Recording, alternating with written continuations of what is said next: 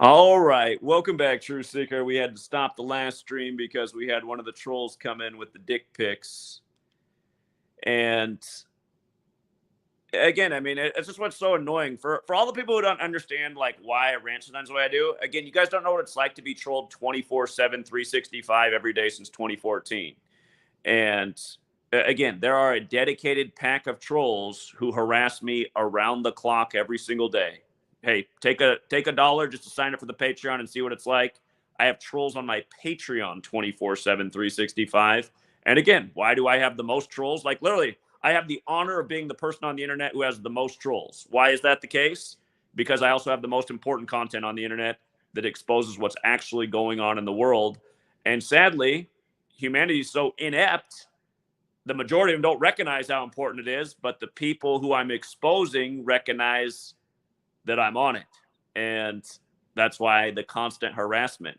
And people in the community also get harassed and get fooled and deceived by the same troll pack. But okay, hold on, you guys. I have to adjust the phone setting because now that's what they're going to start doing. Now they're going to start calling from the unlisted number to disrupt the stream. Hold on. I'll be right back.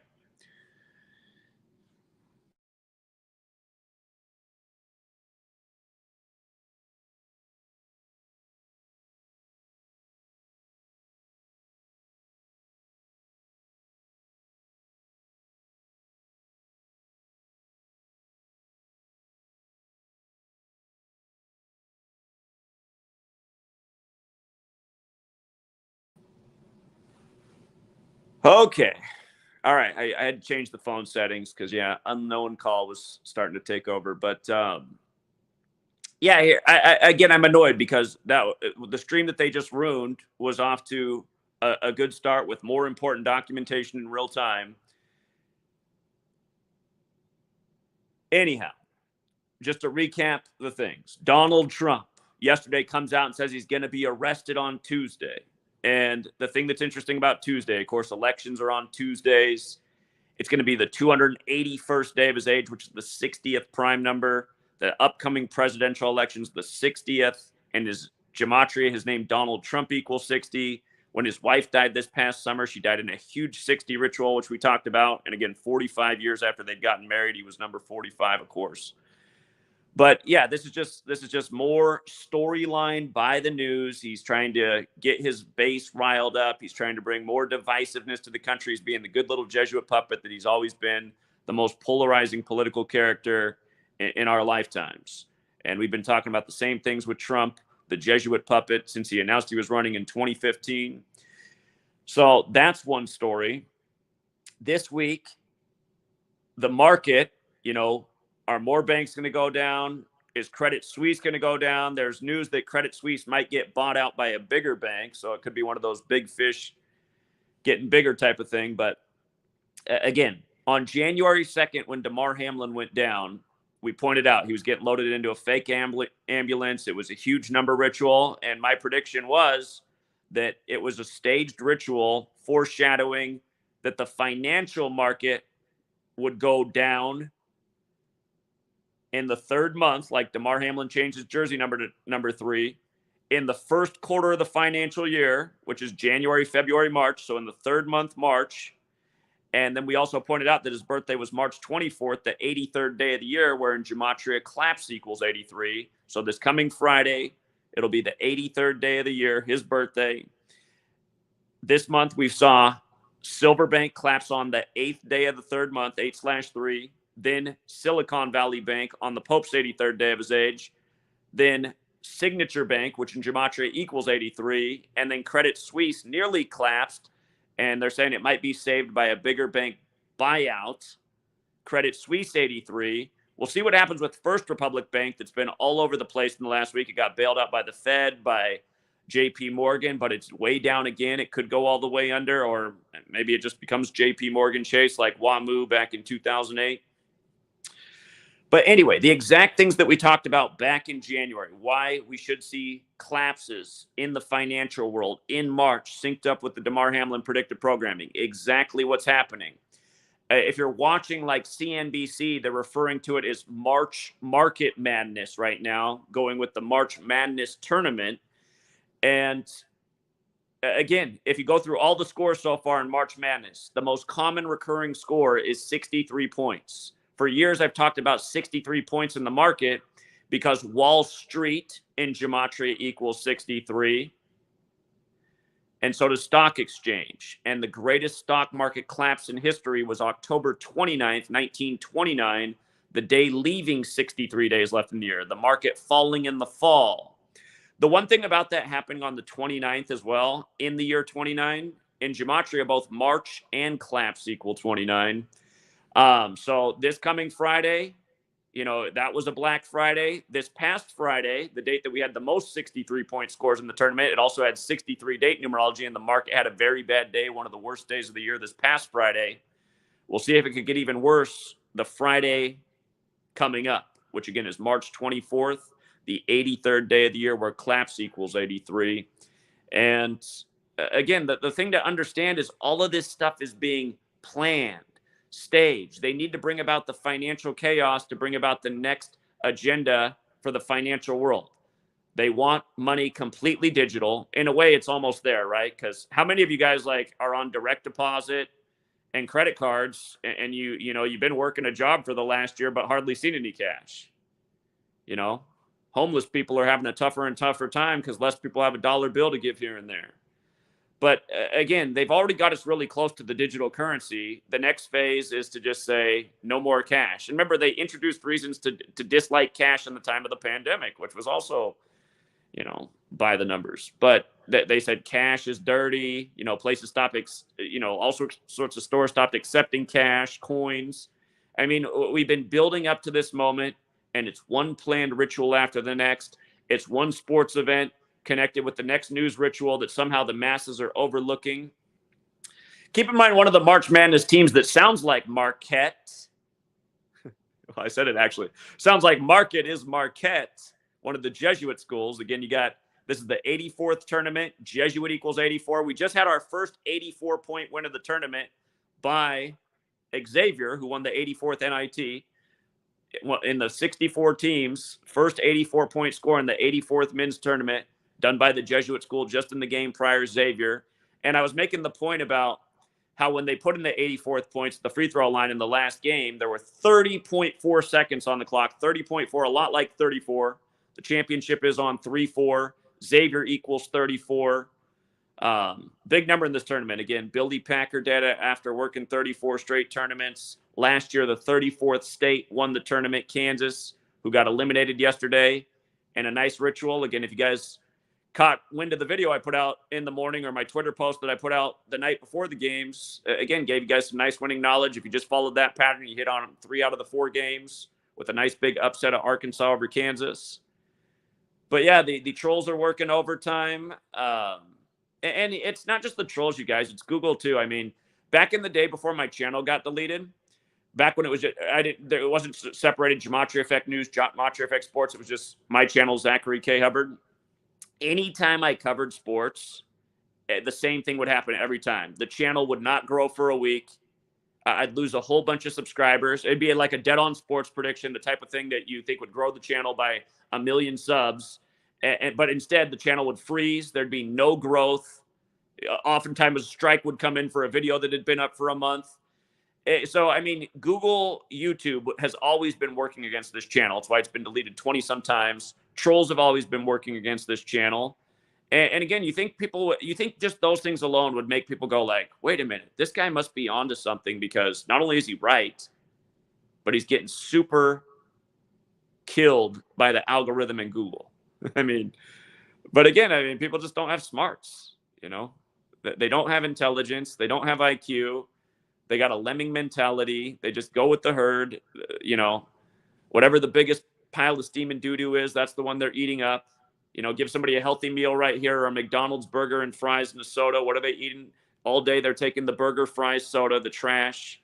Give them a good movie, thought-provoking movie, inspiring movie.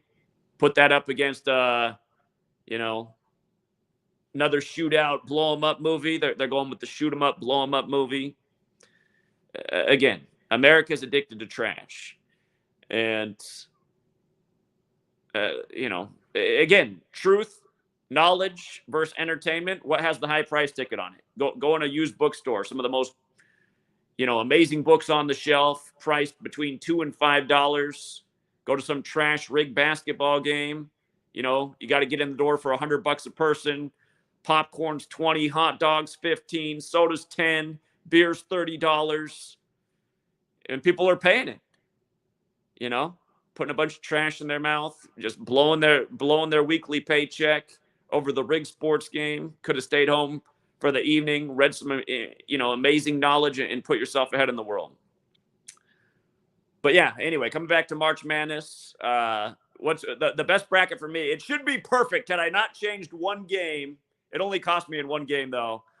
The Midwest region would be absolutely perfect so far. Still a couple more games to go to see if it'll stay perfect for the rest of the day. And again, had I not made a couple other corrections on my bracket, woo, man, be looking like a thing of beauty right now. But even still, the way it is, we're over 70% pick rate. Community is doing great. It's funny. I think this is my worst March Madness to date. It's not like it's been bad. It's still better than the experts. But it's the most tips I've gotten ever in March Madness. And I guess you guys maybe are just getting more generous. But, or maybe it's because a lot of you guys made a lot of money off the Purdue upset by FDU. We thought there was a real good chance that could happen.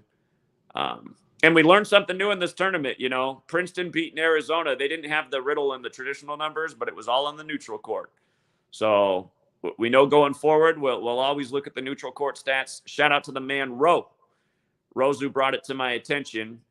He actually didn't see the riddle in the neutral court stats, but he said, Zach, you got to start looking at these neutral court stats. So I took a look and I said, oh my God, when I looked at the Arizona thing, I said, look how perfect that is. That's exactly what they did. Again, in case you haven't heard me say it already, Arizona lost 59-55. They didn't score for the last 5 minutes, staying on 55 points. 59-55, that's 114 points. Arizona's record on neutral courts became 114 and 55, like how they scored 55. And in Gematria, Princeton equals 114. So then in the next game, Princeton was up at the half on Missouri with 59 combined points. Going to have to pay attention to that women's team. They also got a big win in the first round, and they have a chance to get to 5-9 all time in the tournament, the ladies team. So we'll see.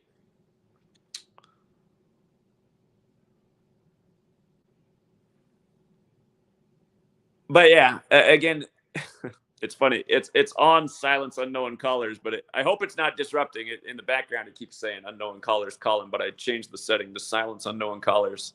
It's probably the same guy who just got on here just to troll by whipping out his dick. And again, for all of you guys who think like, shout out to Mike Swanson. Mike Swanson said hit a three-way parlay for $750 off the knowledge. Just tip $50. Appreciate that. But yeah, the troll who rolls with the troll pack, he put out a video about how terrible we're doing in March Madness. Like, okay, we have better picks than any of the experts, and everybody's way up. Well, last night surveying the community, everyone rated between up and way up, except for one person who said they're down, and who knows, that might have been one of the trolls in the comments. If they're down, it's not my fault. They use their own mind and do the best job. But there's no way you've taken my picks and you're down in the tournament. So anyway, I would like people to come on here and debate, but it's just, I know there, if we went in a room of people who'd never heard of Gematria and I presented it, well, the reality is at this day and age, when I present this to new people, I don't really get much flack back. I get a lot of, back in 2018, I was driving around for Uber Lyft during March Madness. And, I was getting tips for telling people about baseball and sports and how it was rigged by the code and what was going on in the NBA and LeBron's career. A lot of people loved what I had to share, but I remember 2018 March Madness. I picked a guy up at a wedding, and he came out and he jumped in the car real quick, and he's like, "Dude, let's get back. I'm missing the games." And I was like, "Well, why'd you miss the games of the way?" He's like, "Oh, my wife's in there, but I got to get out of here." And I said, "Man, you might want." Before I drove off, I said, "Are you sure?" I said, "You might want to spend the day with the wedding and your wife." And he's like, "I don't care about that." He's like, "I got to watch these games." And I said, "Here, I'm going to tell you something real quick." I said, "Do you realize the games are rigged?" He's like, what the fuck are you talking about? And I was like, I said, I can tell you about it, man. We've nailed some tournaments of March Madness, but I understand how ridiculous. He's like, I don't want to hear this shit. He's like, just get me back to my hotel. And so I was like, okay, whatever. So I just started driving back to the hotel, and I said, enjoy the games. And he just slammed the door on the way out. But again, I mean, that guy's literally a fucking loser. And again, it's like, dude, you're leaving your wife and the wedding to go back and watch some rigged fucking basketball games. And again, I mean, there are people like that, but he was really the only negative thing I had when talking about sports. I remember there was one other woman that I was driving to a Mariners game. I was driving up in the Seattle area when this happened, but there was just this woman that was going to the game, and she wasn't even American. She had like a German accent, but God, she was just like this annoying bitch. I remember her too. So maybe two experiences, but I talked to hundreds of people, and since then the ammunition's just built about proving how rigged the games are.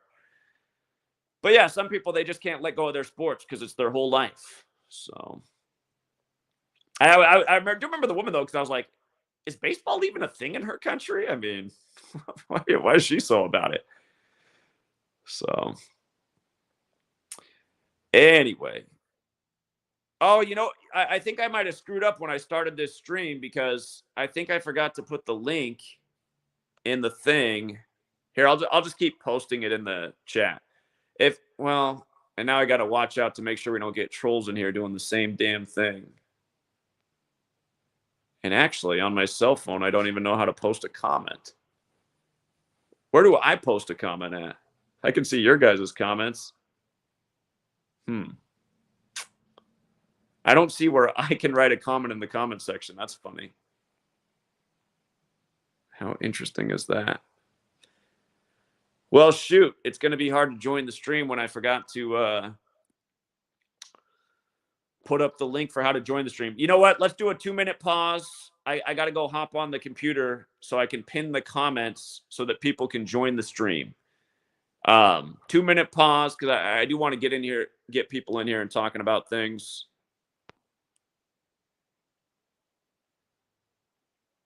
Yeah, I'll be right back, you guys. Sit tight. Pause, stream pause.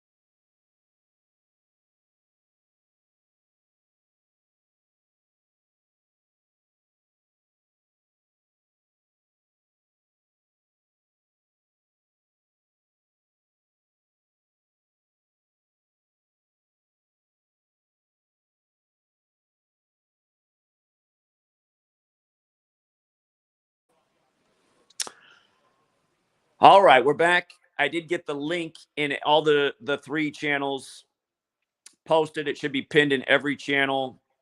But yeah, it would be nice to get some people in here, have another good conversation. I just got to watch out and make sure it's not a troll. And yeah, again, you guys should understand one more time that there's a reason I am the most trolled person on the internet. Literally, not an arrogant statement. Probably put out the dopest information in the history of the world on the internet in terms of exposing what's actually going on in this world, who's controlling the show, proof that there is an Illuminati, proof that sports are rigged, proof that elections are rigged, proof that the news is propaganda, and proof that it's all connected. And amazingly, can all be streamlined and understood by learning the Kabbalistic practice of coding numbers into words. All is number. Makes a lot more sense why that's etched on Masonic temples. And again, when you learn the Masons, modern Masonry was created by the Jesuits. And now it all goes back to the 16th century. It just all comes together so perfectly. So anyway, let's see who's in the chat here. It's people that wrote real names. Again, if a troll comes on and do this again, you guys,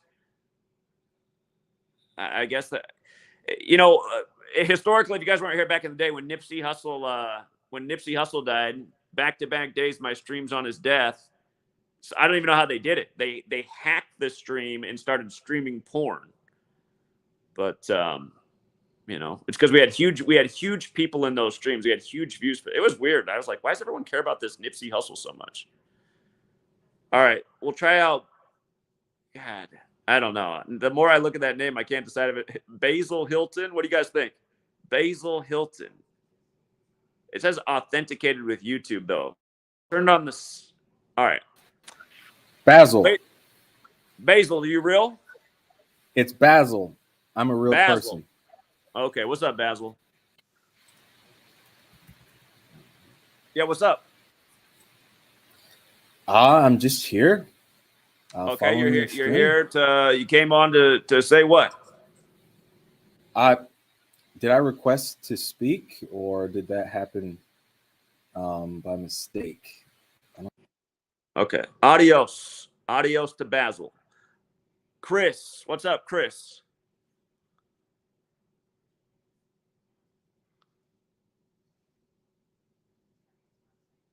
Chris.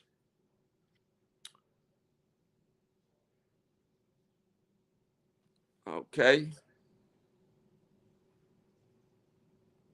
All right. Let's get here's a real one. What's up, man? Hang on. Let me turn off my other one. I'm going to be bouncing in and out, man, but Xavier scored 84 points. Yeah, I covered that in the last stream, but somebody came on that I let on, and all they did was just showed their dick to ruin the stream. But I was documenting it in real time because I was saying, oh, look at this. Yeah. They stopped the clock at 30.4, and if Xavier makes both of the stripe, they'll be the first team to score 84. And again, they won the 84th NIT last year. Xavier 34 points at halftime.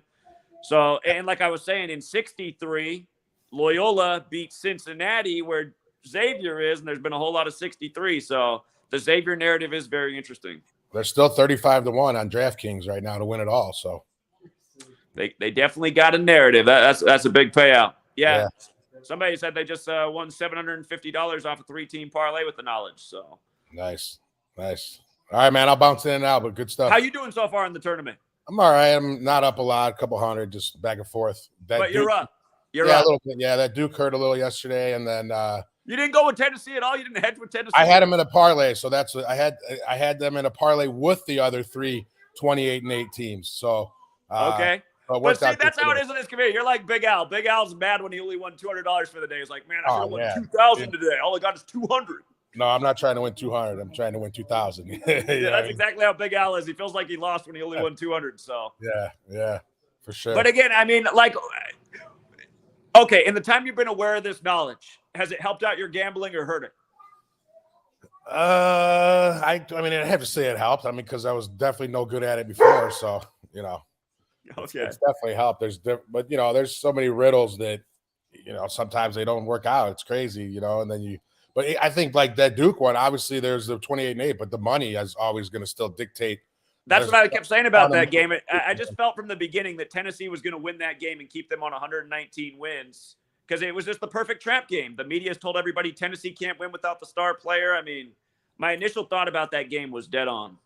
A lot of times the knowledge has helped me to stay away from games too. So not necessarily Right. winning, but avoid losing because of the riddles. And I mean, like, if I had any more control, I'd just bet the Super Bowls every year because we seem to kill it on those. And, you know, so I'm thinking I might just bet in the big, you know, not every day. Always just wait for Saturnalia too, man. Saturnalia was a huge payday. So yeah, I think like the knowledge is good to go to do it more sparingly rather than like an everyday, you know, type deal, you know.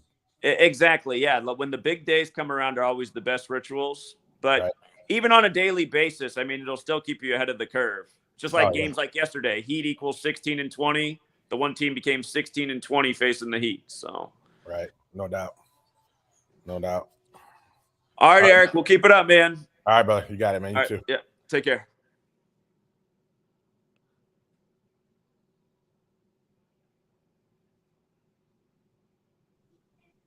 What's up, Michael? Hey, how's it going, Zach? Yeah, what's up? No, not much. Just thought I'd pop in and say what's up. I took Tennessee in a parlay. I won like $100. Nice work, man. How much did you have to bet to win 100? It was like 20. Exactly. 5 times your money, man. Right. Great win. Nice work, Michael. Thank you. It's pretty, you know, I mean, at this point, people denying this stuff, it's just, you know, it's laughable, you know, it's just, I mean. What teams did you parlay yesterday? It was the Tennessee and I forgot the other couple ones. You go with some of those 28-8s? Yeah. Bet small, win big, you know. Yeah, but yeah, that's a great win. Times 5 your money, man. So nice work, Michael. Thank you, Zach. I just you know, I just thought I'd come on here and let you know I won. So yeah, so everything's good, you know. Just wife's doing better? Yeah, she's doing a lot better. But they have her. She's got to be in a her walking boot.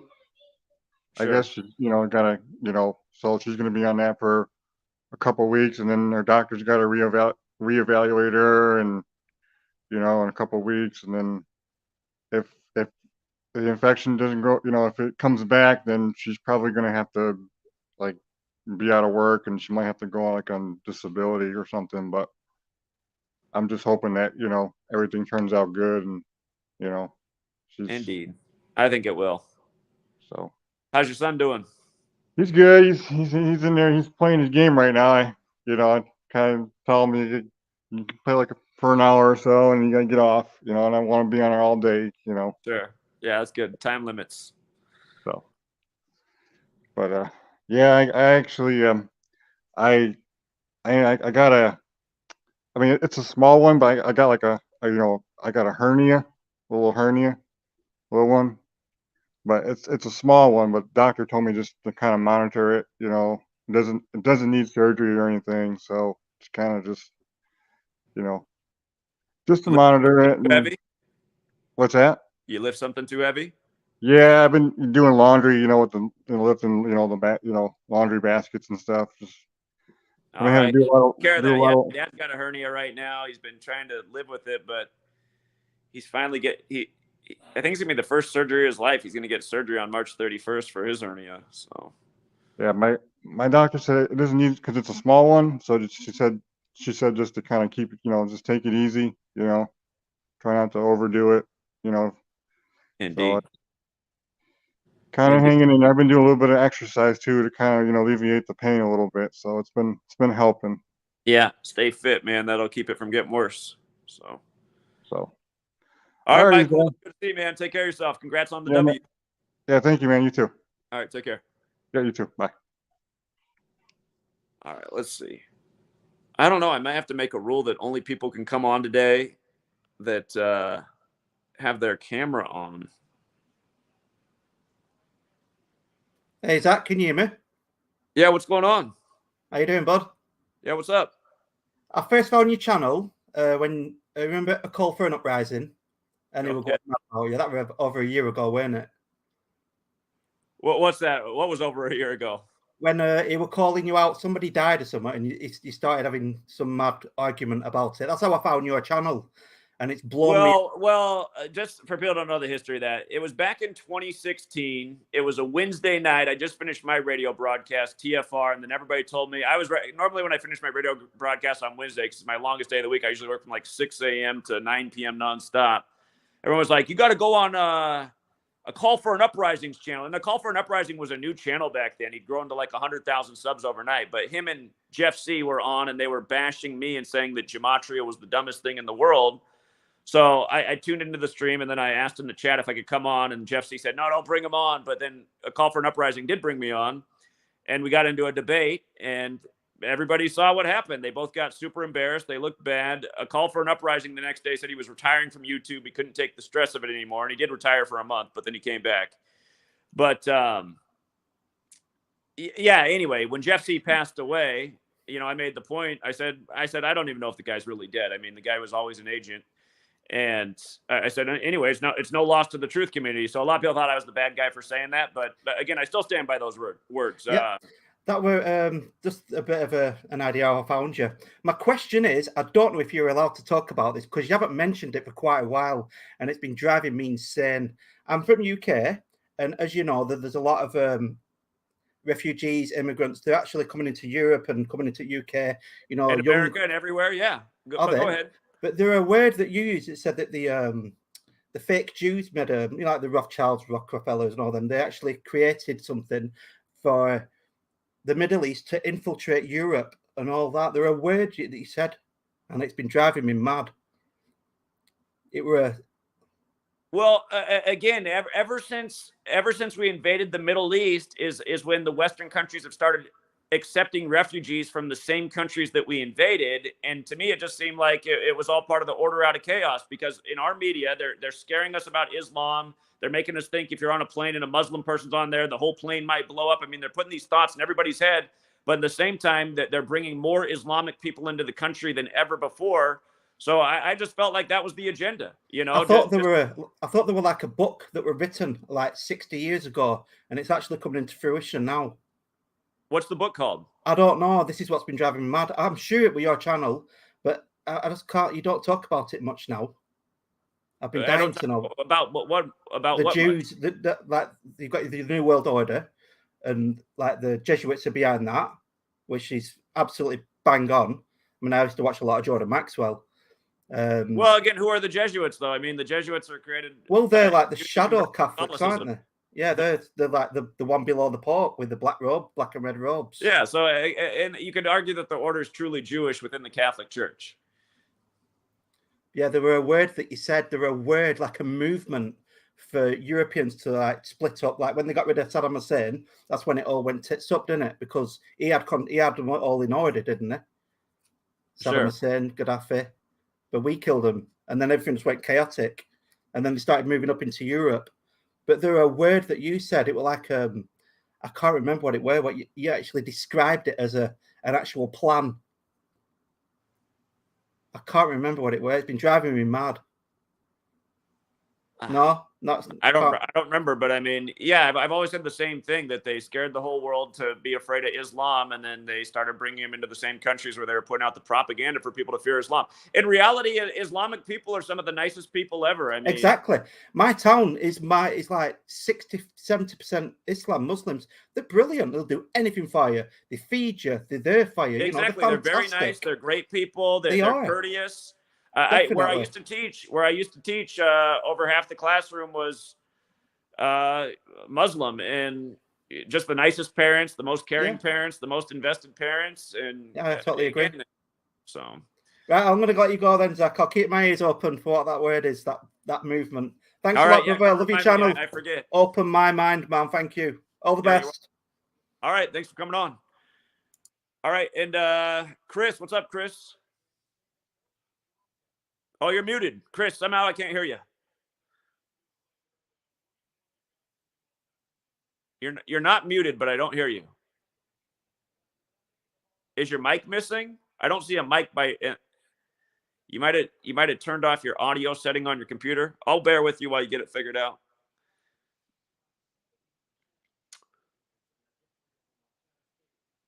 Was he thinking of the Tavistock Institute? That was established in 1947 with the CIA. It sounded like he was saying something connected to just like the agenda of what they've done with the propaganda and just the mixing of religions as they create this, friction between them. But I'm sure he'll think of it and let us know next time.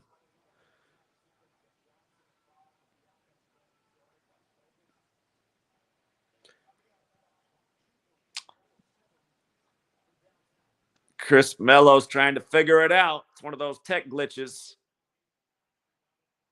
Chris, if you go into your settings, like there's a thing that says settings, and then in that you can choose your audio setting. Make sure it's set on the right microphone you want it on. So a glitch or a mistake I've made in the past is sometimes you can accidentally choose the mic as your speaker and then no one hears you. So make sure like your mic's not set up as your speaker. No, still can't hear you. Maybe take your headphones off. See what happens if you take the headphones off. Maybe somehow the headphones being plugged in is taking out the speaker. I don't think we'll get it. There's a setting on this thing anyway. So like if there's reverb through or whatever the right word would be, echo effect, I think it'll cut it out.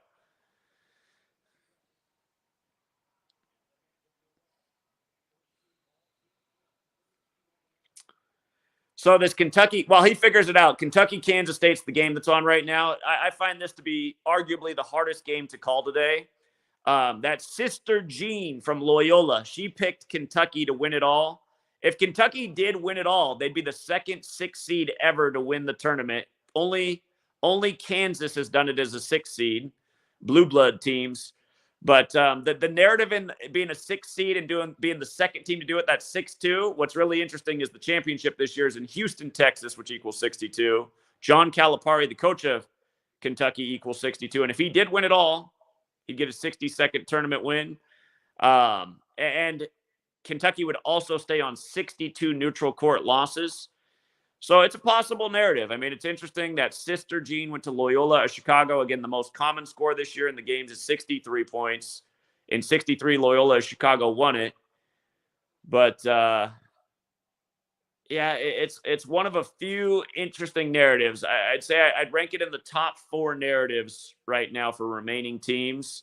And the one other pattern that it would follow is Kentucky went out in the first round last year as a top seed. We've seen that before. A team gets humiliated in the first round as a top seed and then comes back and wins the championship the next year. Chris, you still trying to figure it out over there? Yeah, you're still muted. Sorry, Chris, I can't hear you. I don't know what it is. I'm going to stay on here for a while if you want to try to do a system reset and come back. Happy to bring you back on, but if only you spoke sign language and I understood it.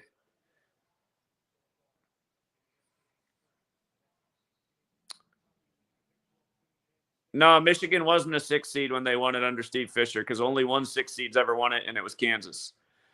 So you're going to have to go back and look at that one, see what Michigan actually was. It wasn't 6.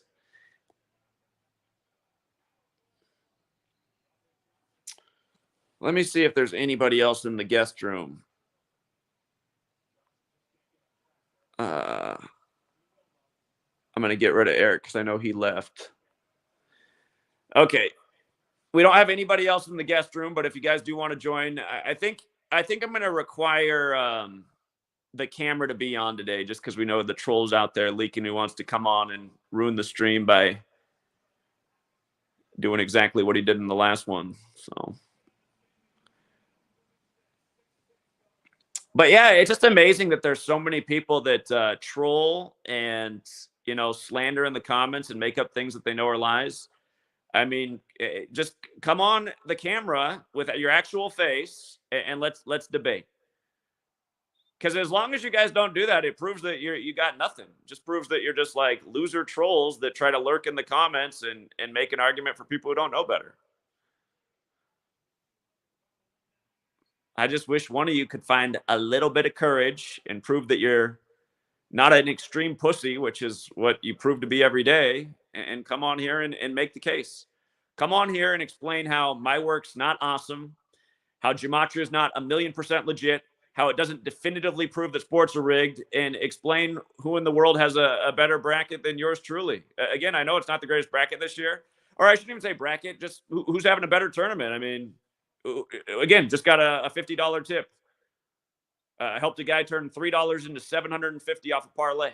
So, Eric's down because he's only made $200. That's what it sounds like when you're doing bad over in my section. You've only won $200 on the tournament. And the reason it's frustrating like that you've only won 200 is because, again, he was probably one pick off from hitting the $2,000 parlay.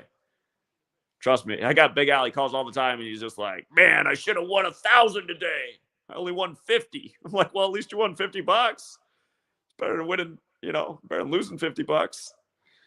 So.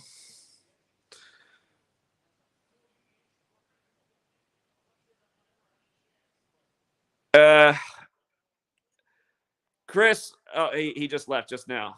Yeah, he couldn't figure it out, but the mic obviously wasn't working.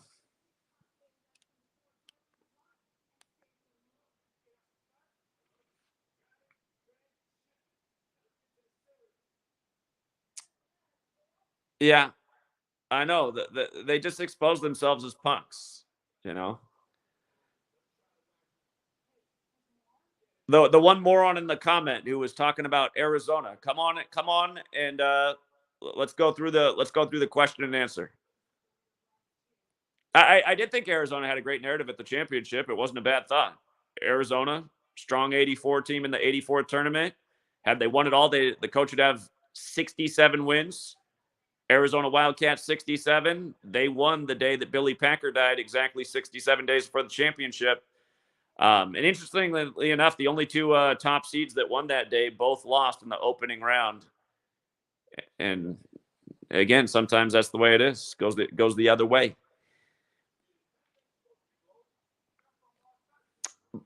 Hey, Jake the Asshole, if that's the real Jake the Asshole, come on here, buddy. You'll get wrecked. But also, people know that we're in my thing that I did not really think that Arizona was the best team to win the championship. I clearly explained that I expected what I wrote down in the bracket to be wrong.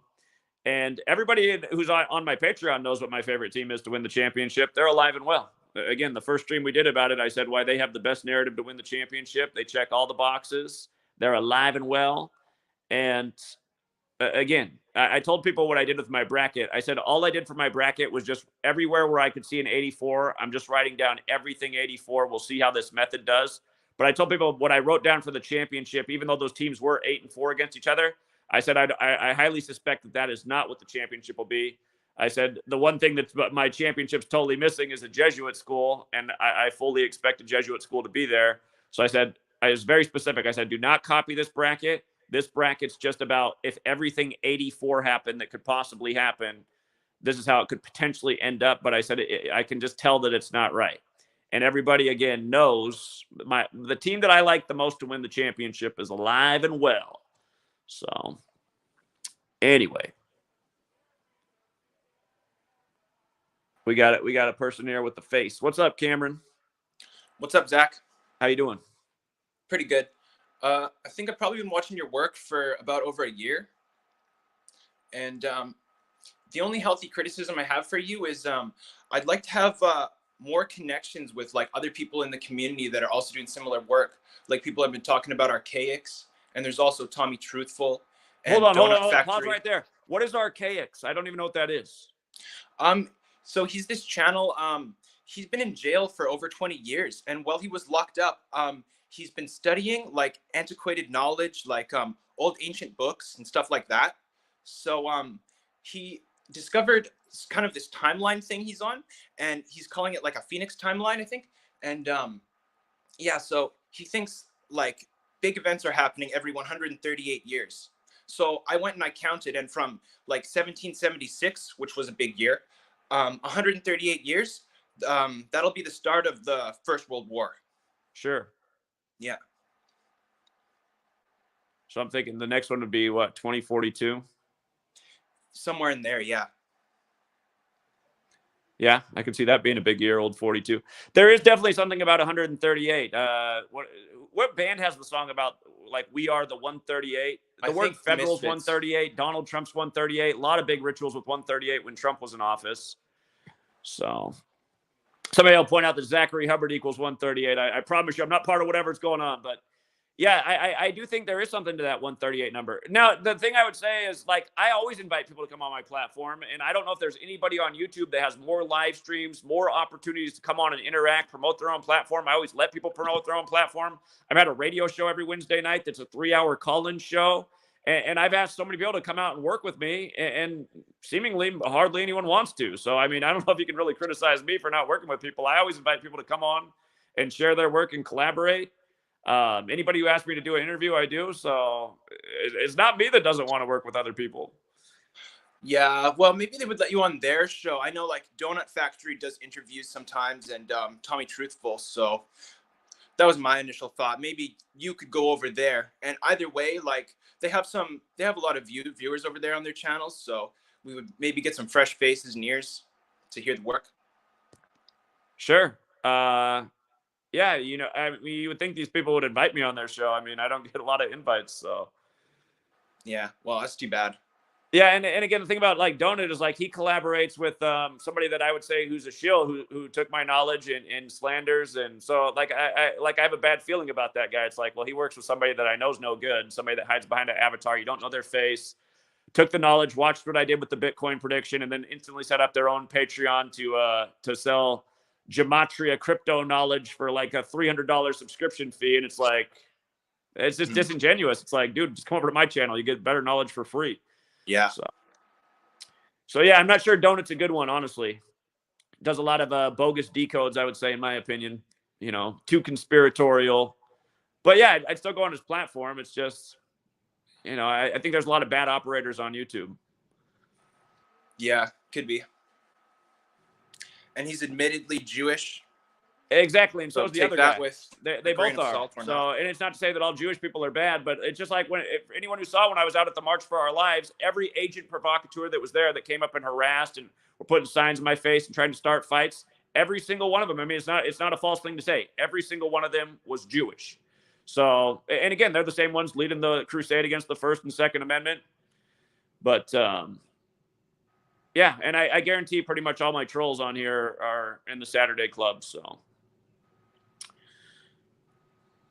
Yeah, it's too bad. It seems like a cult of personality over there. Everybody kind of like falls for the personality maybe, and then like there's not enough collaboration. Yeah, and again, I don't know anybody else who's been asking for more collaboration. I don't know anyone else in the truth community that hosts a free social media platform that's censorship free, that allows anyone to promote whatever their message is. And you just think more people to help bring attention to that. You know, a call for an uprising, for example. He saw when I created that platform, people might have remember the stream where he came on here and he's like, hey, why don't you start sharing your Patreon with me? And then, you know, next thing you know, he set up his own social media platform, but charged people to go on it. And again, I mean, most people on YouTube are only on here to make money and get views and follow what's trending. And my channel's never been about that. My channel's always been about getting real knowledge out there to change the world and try to make something happen. Again, I asked people for months last year to promote our April 19th event. Not a single other platform helped out. You know, Brian with his huge 500,000 subscriber base actually left the state of Oklahoma where he lives and did his first ever live stream on the streets of Las Vegas just to make it look like he had an excuse to not be there. Again, nobody promoted the 9/11 event, you know, so I have low faith in the other people who make content on YouTube. But that said, if there are any good people out there, I mean, if they find their way onto this channel, yeah, call into one of these live streams. Come on, you know, let's collaborate and bring our audiences together and do something big. I'm planning to go down to LA pretty soon. And I got to imagine there's some other content creators in the LA area. It's a big city. I mean, they should bring out their base. We should have a big rally. I mean, everybody should be talking about Gematria and Kobe's death. I mean, it has the potential to wake up a entire city. So, yeah, no, I appreciate you coming on with the criticism, but at the same time, it's like, well, I don't know if that's the area I deserve to be criticized. I mean, there are things I deserve to be criticized for, but I've tried to work with people, and people seemingly just don't want to cooperate. Well, as long as you tried, man. I mean, yeah, it's disappointing that they won't all get along because, like, I'm from BC, and I'm pretty sure, like, the reason I found you is because, like, proximity-wise, we're so close in location. But, like, they're just, like, out on the East Coast, and I just figured, like, they'd have, like, a whole nother, like, band of people, you know? Yeah. So, I'll keep trying though. All right. If anybody's out there that wants to meet up in LA, bring out the audience, let me know. I'm going to be down there pretty soon. So, Well, thanks for clarifying on that anyways. yeah. Anything else on your mind? No, that was it. All right, man. Well, have a good day. Thank you. All right, you too. All right, take care. All right, let's see if Chris has got it figured out here. He does. What's up, Chris? Hey, you hear me? I do.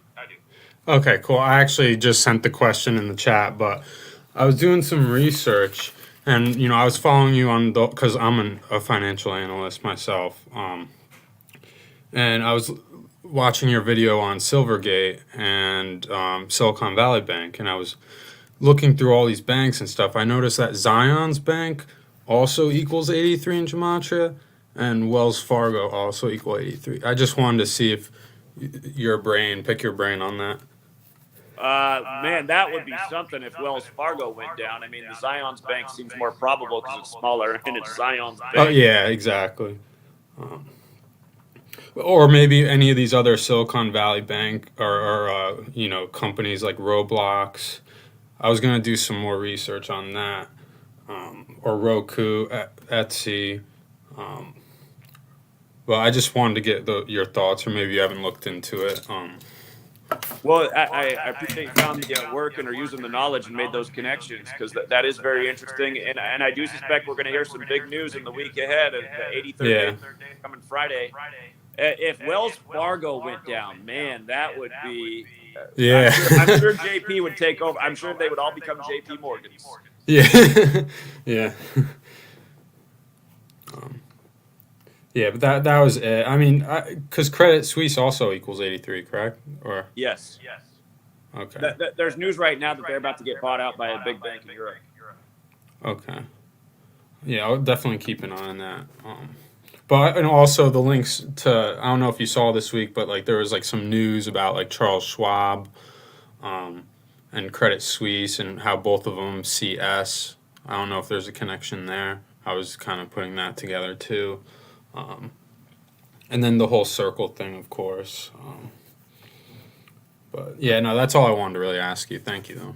Sure. And just since you're looking at it from the financial thing, I'm realizing, because I'm doing more financial than I've ever right now, and I'm realizing it's just like the sports. Date numerology. Yeah, I like that.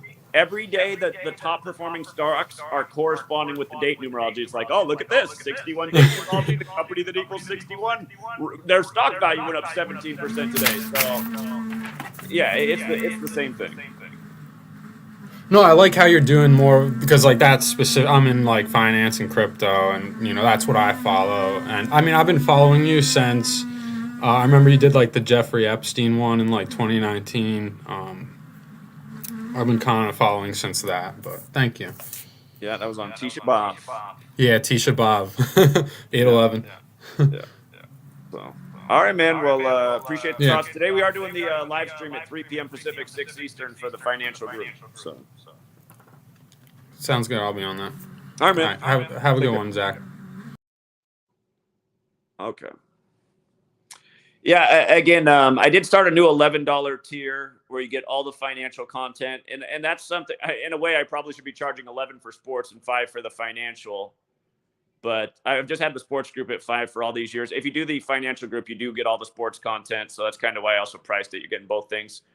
And again, if you guys did not watch the videos that I put out for the 3 first videos for the financial group, I mean, really that's life knowledge, and I am a good person to take financial advice from. I mean, I've done what 99% of Americans have never done in their life, and again, it's because I've been smart with money. I've worked hard. I've been disciplined, and they're just age-old lessons that, again, I mean, what you'd hear from me, you could hear from other people, but again, sometimes it's nice to have somebody telling it to you that's actually done it. But hey, guys, be smart with your money. I mean, the majority of Americans are in debt. You should make it a point to never be in debt. Again, pay down your credit card balance every month. You should never carry a credit card balance you can't pay down in the month. You do not want to pay interest on credit cards. It gets very expensive very fast. And it's why in the mailbox, there's always new credit card applications. Credit card companies know that the average American cannot control themselves. And that's the thing, you guys. America does not have discipline. It's probably not just America. I just talk about America because it's where I'm in, but America does not have discipline. People are obese because they cannot control what they're putting in their mouth. People are in debt because they cannot control the way they're spending. And again, discipline, discipline, discipline. You got to be smart. You got to make intelligent life choices. This prevailing wisdom in America is you only live once. Oh, man, I mean, you make money to spend it. That's not the old American adage. The old American adage is you make money so that you don't have to work for somebody and you can create your own livelihood and be your own boss. And, you know, when I was in my late 20s, I had my house almost all the way paid for. I had my own business. I had no student debt. I'd paid for graduate school out of my own pocket. And, you know, and part of that, I did have a job in my early 20s that paid really well, which helped out. But I also spent a good portion of my 20s working in group homes and teen homeless shelters and going back to school and making minimum wage. And despite that, but still by the end of my 20s, you know, I had accumulated a lot with no debt. And it was just about being disciplined, working hard, making smart decisions. And anyone can do exactly what I did, you guys. You know, I did not come from a family that has wealth. My parents did do a good job, though, of teaching me to appreciate money and work hard for it and save. And, you know, that's my parents did the very best job out of all the things they did raising me. They taught me to work hard and appreciate a dollar. And they taught that by making me work from a young age and buy my own stuff. You want a video game, Zach? Then go get a job and buy a video game because those aren't cheap. You know, that's how it was. First computer in the house for us. My mom actually got my sister a computer, one of those old little tiny Macs with the floppy disk drive in it and the tiny little screen back in the black and green screen days. The only time I saw that computer, though, is when my sister came home on school break. But the first computer we actually had in the house, I had to buy, and I bought it with paper round money. It was a compact Presario, and it was a piece of junk.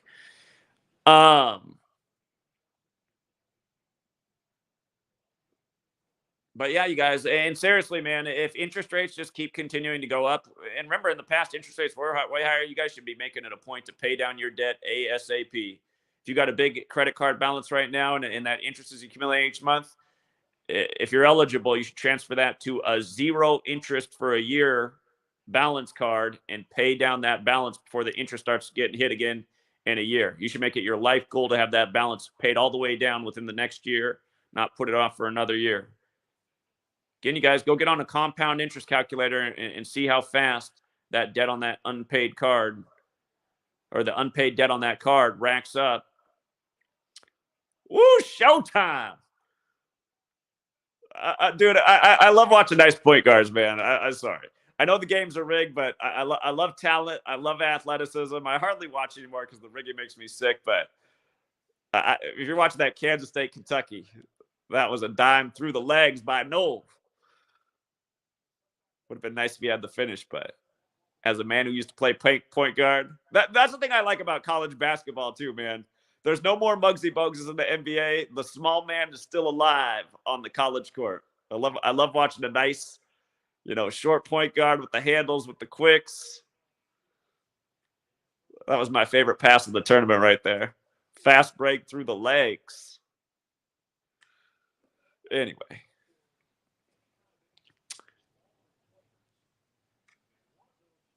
Bird's Eye Video said, had no debt and paid off home for years, even though we don't really own our home.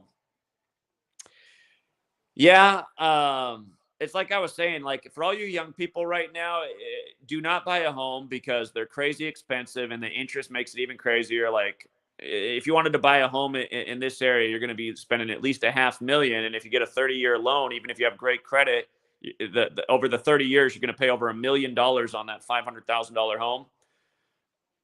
Instead of doing that, you know, get your grind on, figure out how to start your own business.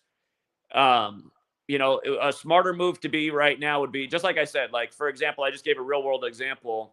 There's a UPS store, for example, for sale right now. And it's for sale for $250,000.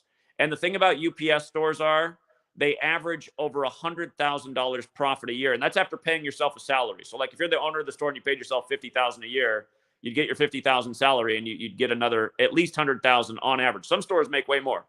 So essentially you'd have yourself a $150,000 job a year And again, the cost of the business was $250,000. That's not bad.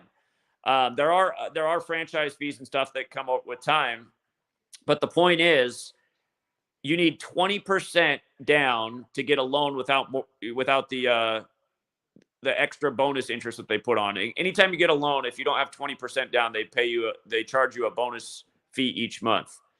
But the point is, like, instead of buying a house and a 30-year loan that's going to cost you $1 million, make a smart decision financially and get a job that has some real serious cash flow. And then you can save up and buy that $500,000 house cash in about 5-6 years time. You could buy that house cash and have your loan almost all the way paid off if you're real smart about it.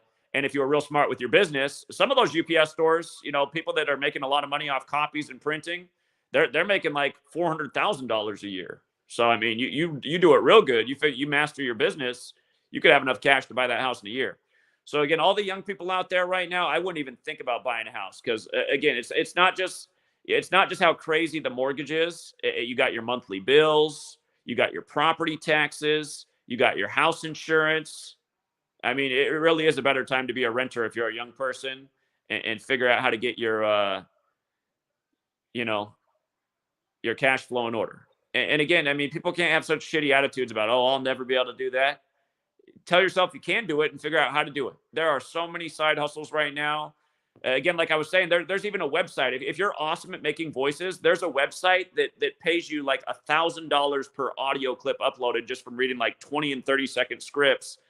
But I mean, that's only eligible to people who have really good voices. But then again, at the same time, you could practice. I mean, you could practice making good voices. It's just, there's so many different ways at this day and age to make decent money. When I found myself in financial trouble for the first time in a long time, and again, I banked on something. I banked on the idea that people were going to support my book. And people did eventually start supporting it before Etsy shut it down. But at first, when my book came out, nobody supported it. And part of the problem was my channel had been deleted a bunch of times and nobody had found my channel anymore. And I didn't have anyone to market it to. But, I took a big risk doing this work the first 5 years. I depleted all of my savings. I didn't work. I just did this knowledge every day for free. And I thought, okay, when the book comes out, I'll replenish what I've spent. But then it didn't happen. So I had to go out and drive Uber and Lyft. But the thing was, I found out driving for Uber and Lyft wasn't that bad. I could make $2,000 a week driving in the Seattle area. I didn't mind doing it. I was having fun, driving people around, talking to them, sharing the knowledge for people who were interested. $2,000 a week's not bad money. Yeah, there are expenses, so it wasn't all profit. I mean, but the thing was, all your expenses are write-offs. But yeah, again, I mean, there's so many ways to get your financial status up at this day and age, and be your own boss. And again, for all you young people, man, when you're young, that's when you got the energy. That's when you got, the time to grind overtime. So, and you take care of yourself. I mean, you'll still have the energy and time to grind overtime. I'm approaching 40, but I still feel young. Have to go out on the basketball court, though. I might feel old on the basketball court. I don't know. I know I wouldn't want to go up against 25-year-old me on the basketball court right now. It'd probably look pretty ugly, but all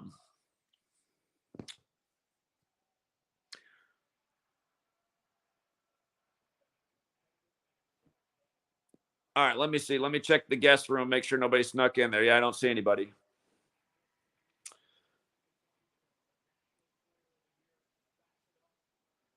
Dread Pirate says he does a killer Tony Montana. Well, hey, go find that website and see if they need any clips of Tony Montana. Might be your lucky day.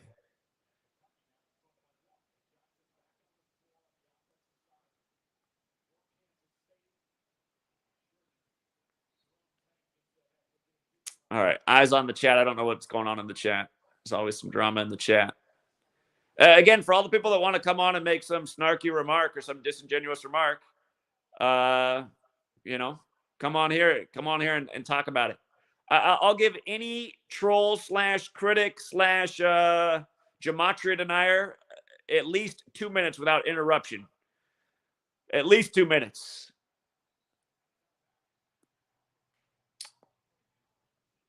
Who wants to come on and bring the challenge? Somebody who thinks they can debunk what I'm talking about on this channel. At least 2 minutes. If you're speaking intelligently, and we'll all know if you're speaking intelligently, I'll give you 5 minutes. Coming on, just like, even if you come on here and just talking nonsense, I'll let you go on for 2 minutes. I'll just sit here and roll my eyes before I put you in your place. But 2 minutes minimum.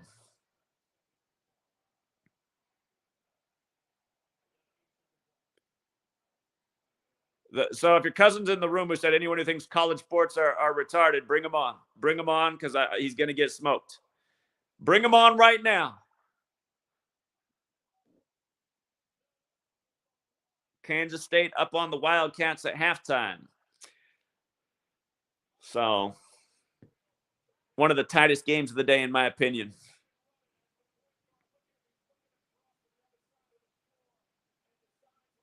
I gotta look up the name of the website, Mexican Righteous. I forget what it is, but if you look, it's out there. I mean, if you do a Google search and just type in those things, get paid to, read scripts. There can only be so many websites like that that exist, but it's an online platform that puts out.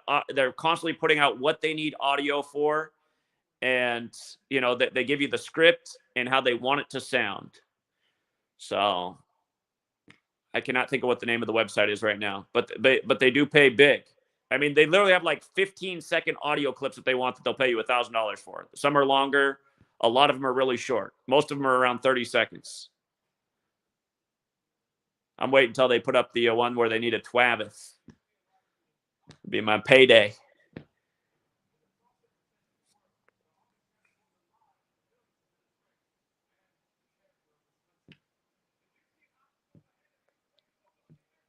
If any of the Gematria sports decoders want to come on, share their analysis of the tournament, how they're doing, the floor is open.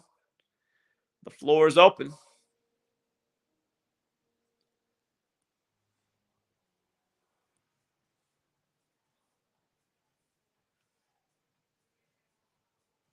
Poor Travis right now. He probably finally took a break from screen recording me. He probably got real excited about the guy who came on earlier. He's probably watching that on replay. Poor Travis.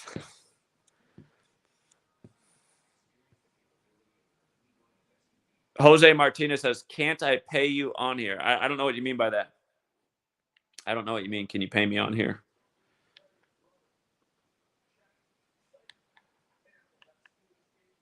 Let's see. I got to make sure I don't lose track of the time like yesterday. Looks like we're approaching 1 o'clock West Coast time. Carolina Panthers this season.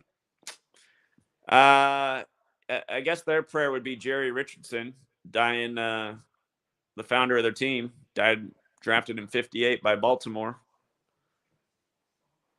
They're gonna need some serious moves in the offseason.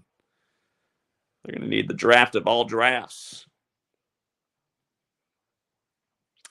If you're trying to give a super chat, you can log into the GematriaEffectNews 25 YouTube channel, if that's what you meant. The only channel of mine that you can give super chats on, I only have one monetized channel. It's GematriaEffectNews 25. You guys remember when I got to New York? Right when I got into New York, they demonetized the channel. We got it back, though.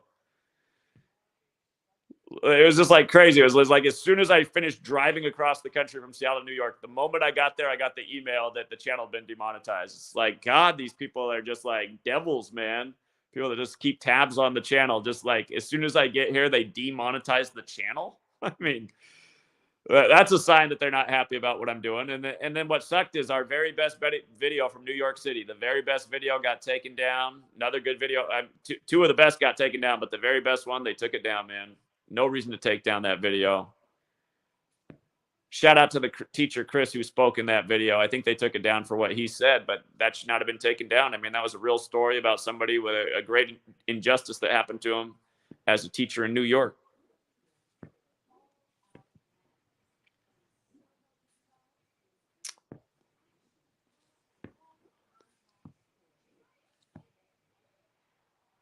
Yeah, I'll find out what the name of the website is, Mexican Righteous. I forget what the name of the site is, but it's out there. I don't know why you'd look on YouTube, though. Some of you guys need to learn to look out for things outside of YouTube. Go. I'm sure if you do a Google search, it'll come right up. Yeah, it is. It is Steven Shields. It is.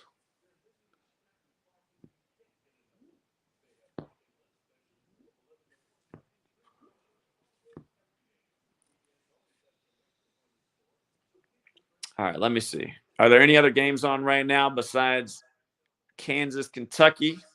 Let me see if there's probably a women's game to talk about. Women's college basketball, the women, man, they're looking a lot more like the men. Back in the day, you couldn't find a woman that could shoot a shot without hoisting it up over the shoulder. Now there's a lot of women that got nice form shooting deep. But then again, like I said, are they women? Are they women, man?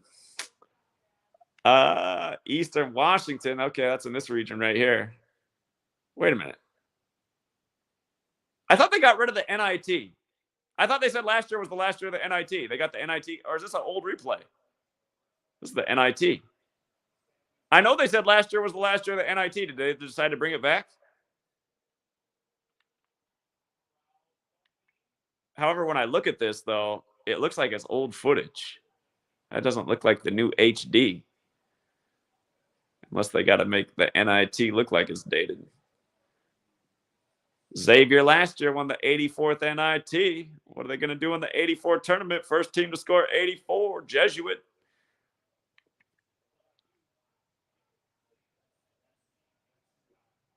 Yeah, exactly, Rob. Strikes on the channel for. I mean, it's so annoying, man. In America, the land of free speech, supposedly not allowed online. All right, let's see what the ladies are doing since we can't get anybody on here. Mississippi State, Notre Dame, an 11-3. Shout out to Rage Against the Machine. Yeah, we've decoded TWA 800. Last year when I had Chris Emery on, who made the Oklahoma City film, we even did a live TWA 800 breakdown in the stream.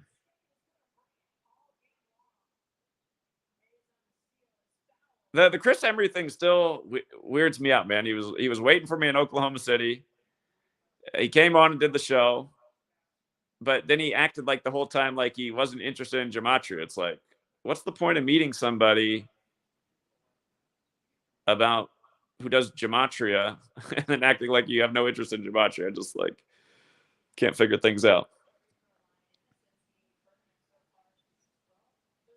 Well, we didn't like Kansas going into yesterday. I had my whole community on Arkansas to beat Kansas. So go back and see what team I said had the best narrative to win it all from the first stream we did through pretty much all of them. So see if they survive today, I think that pick is going places.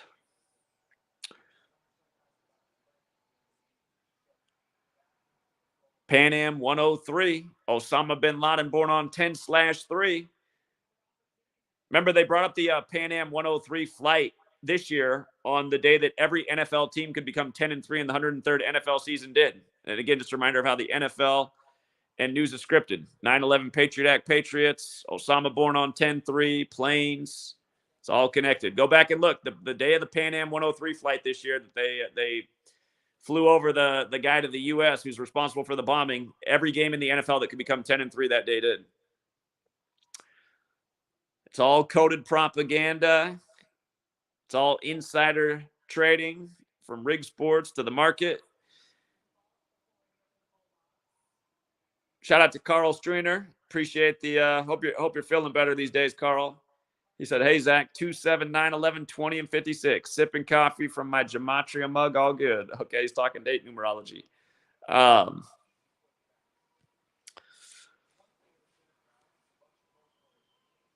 Carl, if you want to join the stream, I can't remember if we've actually had you on a stream before.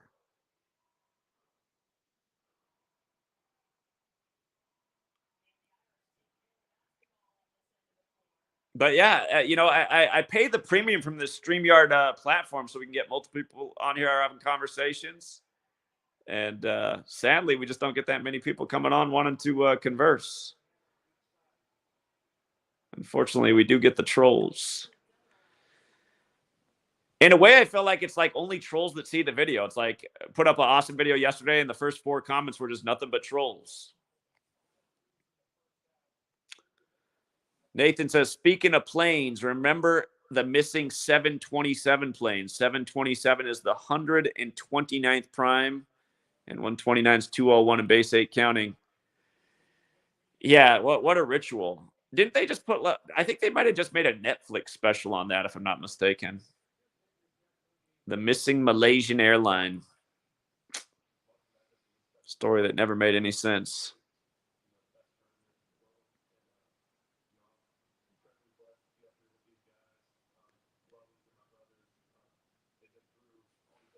Interesting comment about the number 6. Thank you, SD Hydro. Dana says she's watching that one. Yeah, it's been a minute since I covered that, so I forget most of what the ritual was.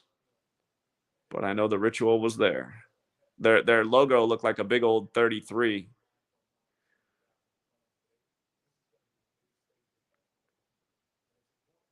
There's a certain team that if they won the if not the NIT, if they won the championship, they would be 34-6.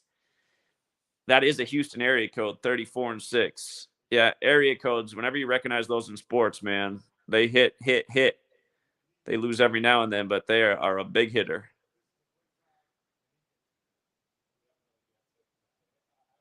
Yeah, WrestleMania 39, RIP Randy Savage's brother.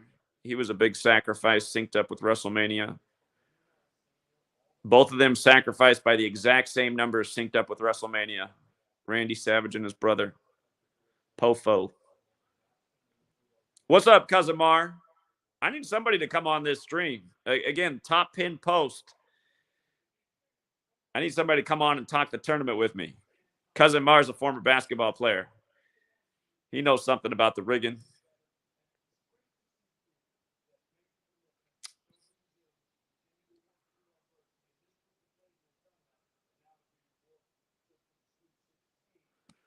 Hold on. What did somebody say about the UK?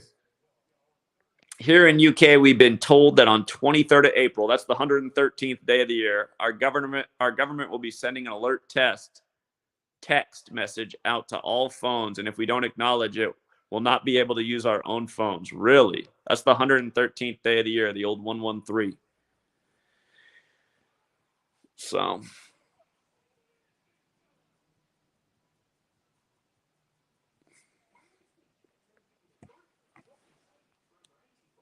All right, Jake. Thanks for stopping by, man. Appreciate it.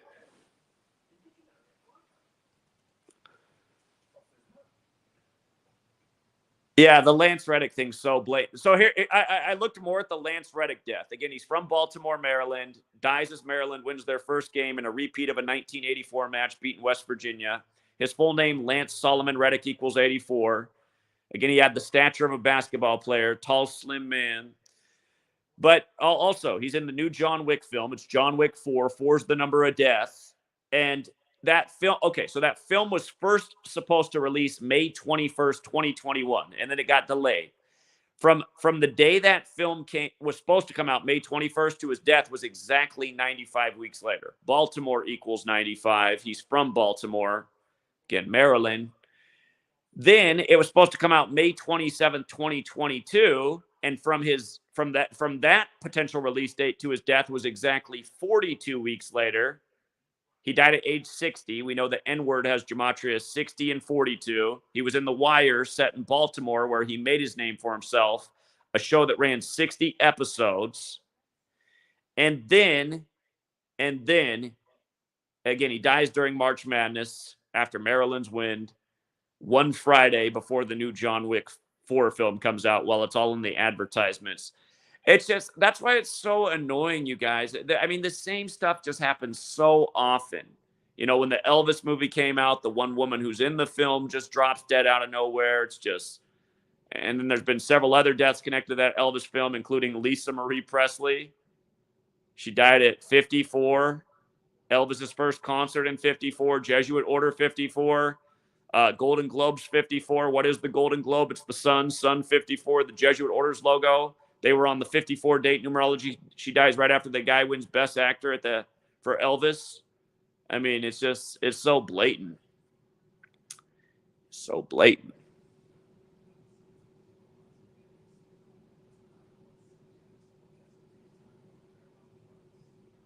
Harris, Creed 3, and The Wire.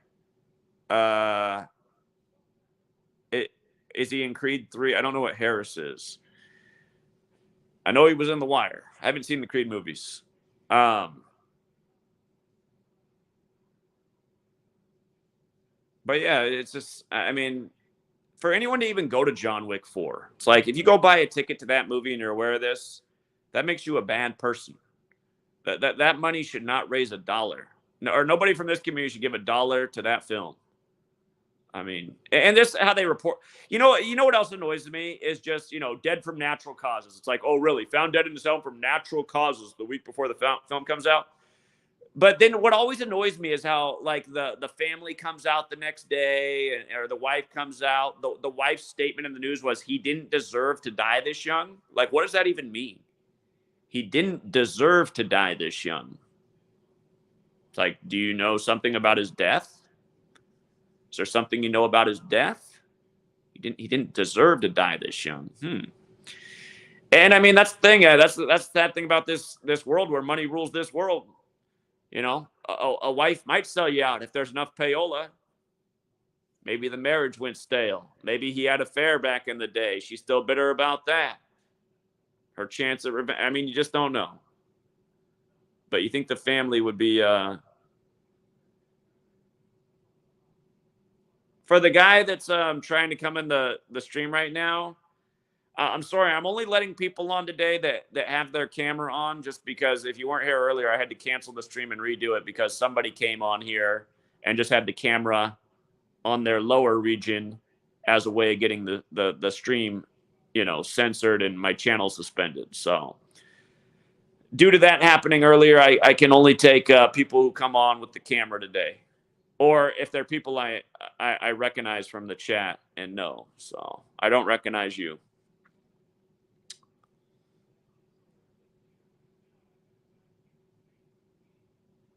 6078. 6078, you don't debate. You come on and just start talking a lot and sounding like a total weirdo. And you and I both know you're a weirdo because you text me the weirdest shit offline and threaten. And it's just like, all I know is you're just another goon. There's nothing to debate.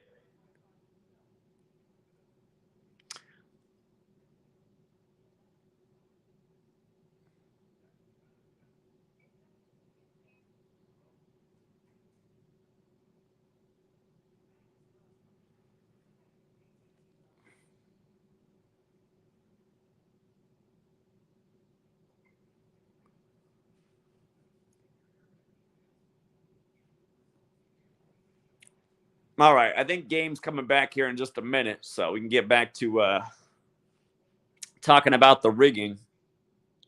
Actually, I didn't catch the halftime score for this game.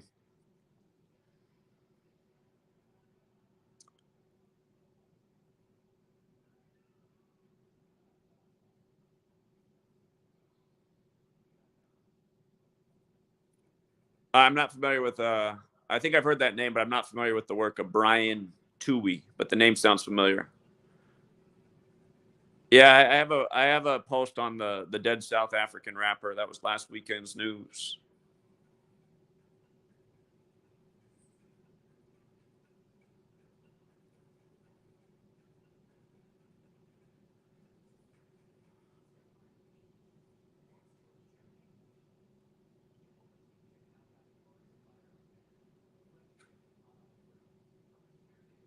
Is Calipari a Freemason? I don't know, but he looks like a gangster. He's Italian, like how the Jesuits and Catholic Church run the tournament. Like how teams from New Jersey, gangsta land, just keep having these Cinderella stories year after year.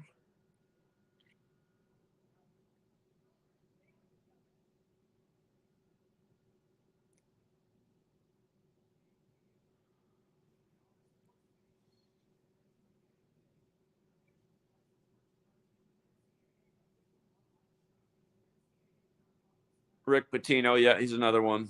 Indeed.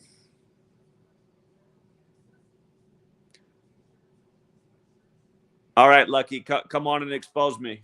The floor's open.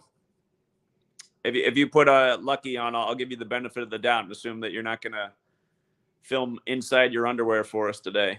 Come on and expose me. The floor's open. I'll give you full 2 minutes before I even say anything. You got 2 minutes to talk. We'll hear what it sounds like when somebody exposes me. Step up to the plate, buddy.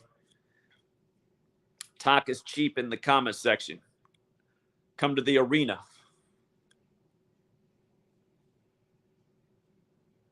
Okay, the other person. The 100 and what was it? The 144th pick. Okay, either one of you guys can come in. Just come in with your name, Lucky or the 144th pick, so I know it's you. Don't film your underwear, and you got either one of you got 2 minutes. 2 minutes to expose. If you're doing a good job, like if you're talking fairly, and I'm like, oh, okay, these aren't bad points. I might even give you some bonus time.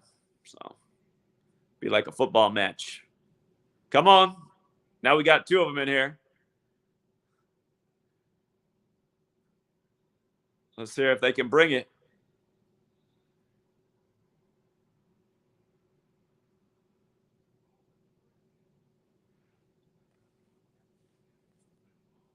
So far, no one's in. It's not that hard. All you guys got to do is go click the link. Top pinned comments, the way to join. Just click that link. Boom, you're in here. Can be on in 5 seconds. Okay, hold on. I see a red dot. We got somebody. Well, they come on as a different name, though. It's not following directions. Because I don't know if that's... that could be the person who films the underwear. Sorry. The person who just came on, the only way I'm going to let you on is if you turn your camera on because you're on under a different name. You got to turn your camera on. I got to see the face today. I got to see the face because of what the people did earlier. I had to take down a stream because of the trolls. So, God's favorite. God's favorite. Sorry. Again, the directions were real simple if you're one of the 2 people that said you're going to come on and expose.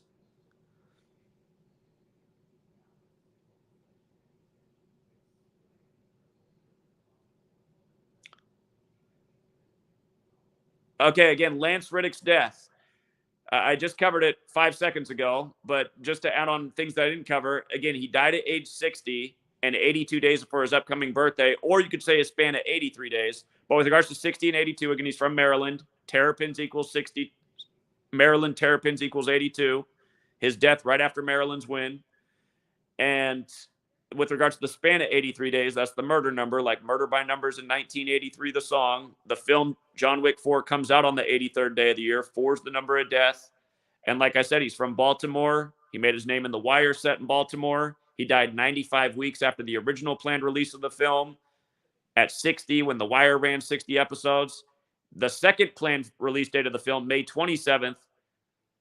He died 42 weeks after that.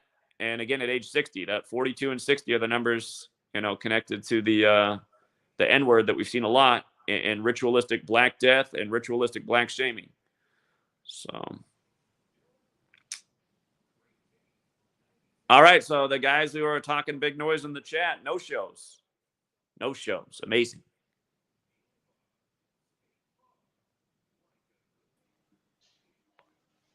All right, what's up, God's favorite? Okay, you put the camera on, so I brought you on. Yo, is that a question? So I'm looking at his bracket right now, and I see Arkansas, the 8th seed, has a chance to play UConn, the 4th seed, like 84. We looked at that, and it's possible, but the thing about UConn today, UConn's a slight favorite. They're playing St. Mary's, right? And today is St. Joseph's Day. And that would be the latest Catholic ritual if St. Mary's wins on St. Joseph's Day. So I'd be a little bit careful with that UConn game. And I'm also looking at the number 23. We're in 23. UCLA has a chance to play Gonzaga, the 3rd seed. That's another, 2nd seed versus 3rd seed. And also pay attention to the AT&T commercial they keep playing. The guy that's wearing the Adam Morrison jersey in the commercial, he's watching the past NCAA, and it's Gonzaga versus UCLA on his screen. And also, Marquette, the 2nd seed, has a chance to play Kansas State, the 3rd seed, as well. And honestly, I hope that does happen. I personally want to see Kentucky get eliminated because Kentucky's the one team that scares me about Marquette. So the funny thing is, if Marquette plays Kansas State or Kentucky, they have a great narrative to beat them, because if they beat Kansas State, the coach gets the 50th win and Kansas State equals 50. If Marquette played Kentucky, they could become 8-4 versus Kentucky in the '84 tournament. So that's why I think this is one of the tougher games today. Kentucky, Kansas State. You got to. But the one thing is, Marquette's got to get past Michigan State. I really wanted to see Marquette play USC because they had a great riddle to beat USC. The riddle with Michigan State's a little bit more sketch, but Marquette's the team to me that checks all the boxes. So yeah, but that's the only question I had. Because that 84 kind of scared me because I have money on the St. Mary's. But yeah, but again, like I said, I encourage my community, if you play that game today, that's a good game to hedge if you're playing that one. But that St. Joseph, St. Mary's, that's that kind of wordplay that happens so often. Yeah, so, we'll see. Yeah, but that's all. That's all. Thank you. All right, yeah, good luck, man. But we were real confident about Xavier this morning. Xavier just came out and handled business. So again, that's why like, people are like, make comments like, well, a lot of games are double coded. Yeah, a lot of games are double coded, but use the knowledge and look for the games that look like the best games and pick those games. We were, everybody in the community was feeling Xavier. Xavier just got it going on. And the exact numbers that we wrote about for Xavier and why they should advance, numbers that showed up all over the game. 34, 84, opponent down with 34 points at halftime. Xavier wins with 84. I mean, it's amazing how many games we talk about where the exact numbers we pinpoint in the game, college and pro, night after night. The numbers we talk about in the game are the numbers that show up in the game. The quarter-by-quarter scoring, the half scoring, the final score. That's why the knowledge is the proof that the games are rigged.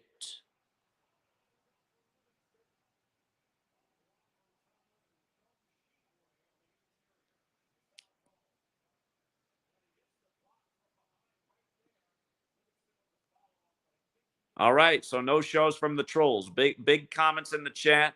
No shows again. And it just goes to show the trolls channel, like, there's no real support on that channel. It's just the same troll accounts logging into all 50 of their accounts and giving comments 100 thumbs. I mean, there should be 100 people out there right now stepping up to the plate to debate. Notice there's 0 every time. Where's these 100 fictional online personalities behind avatars? One of them came on to show us his dick. But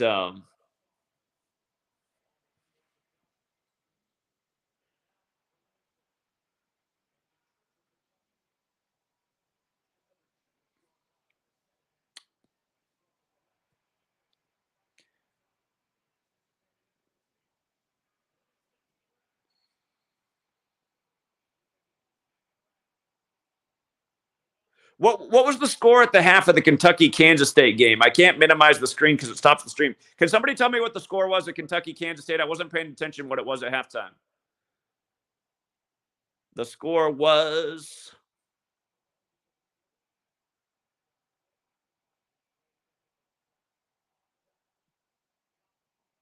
It was 29-26.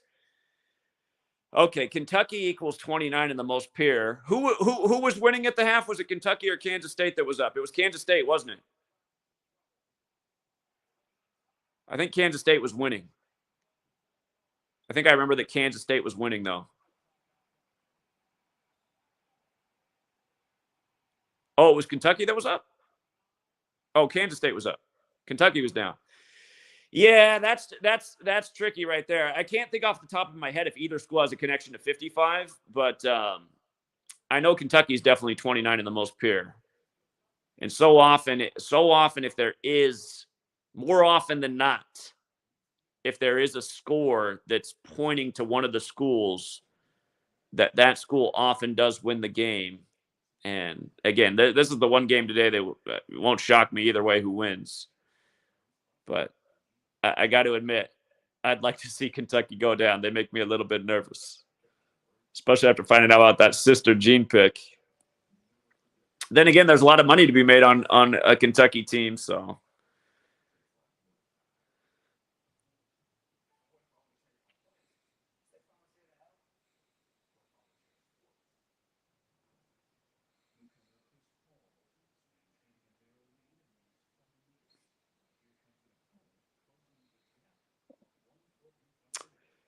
Yeah, JFK Jr. I know he's kind of like the black sheep of the family.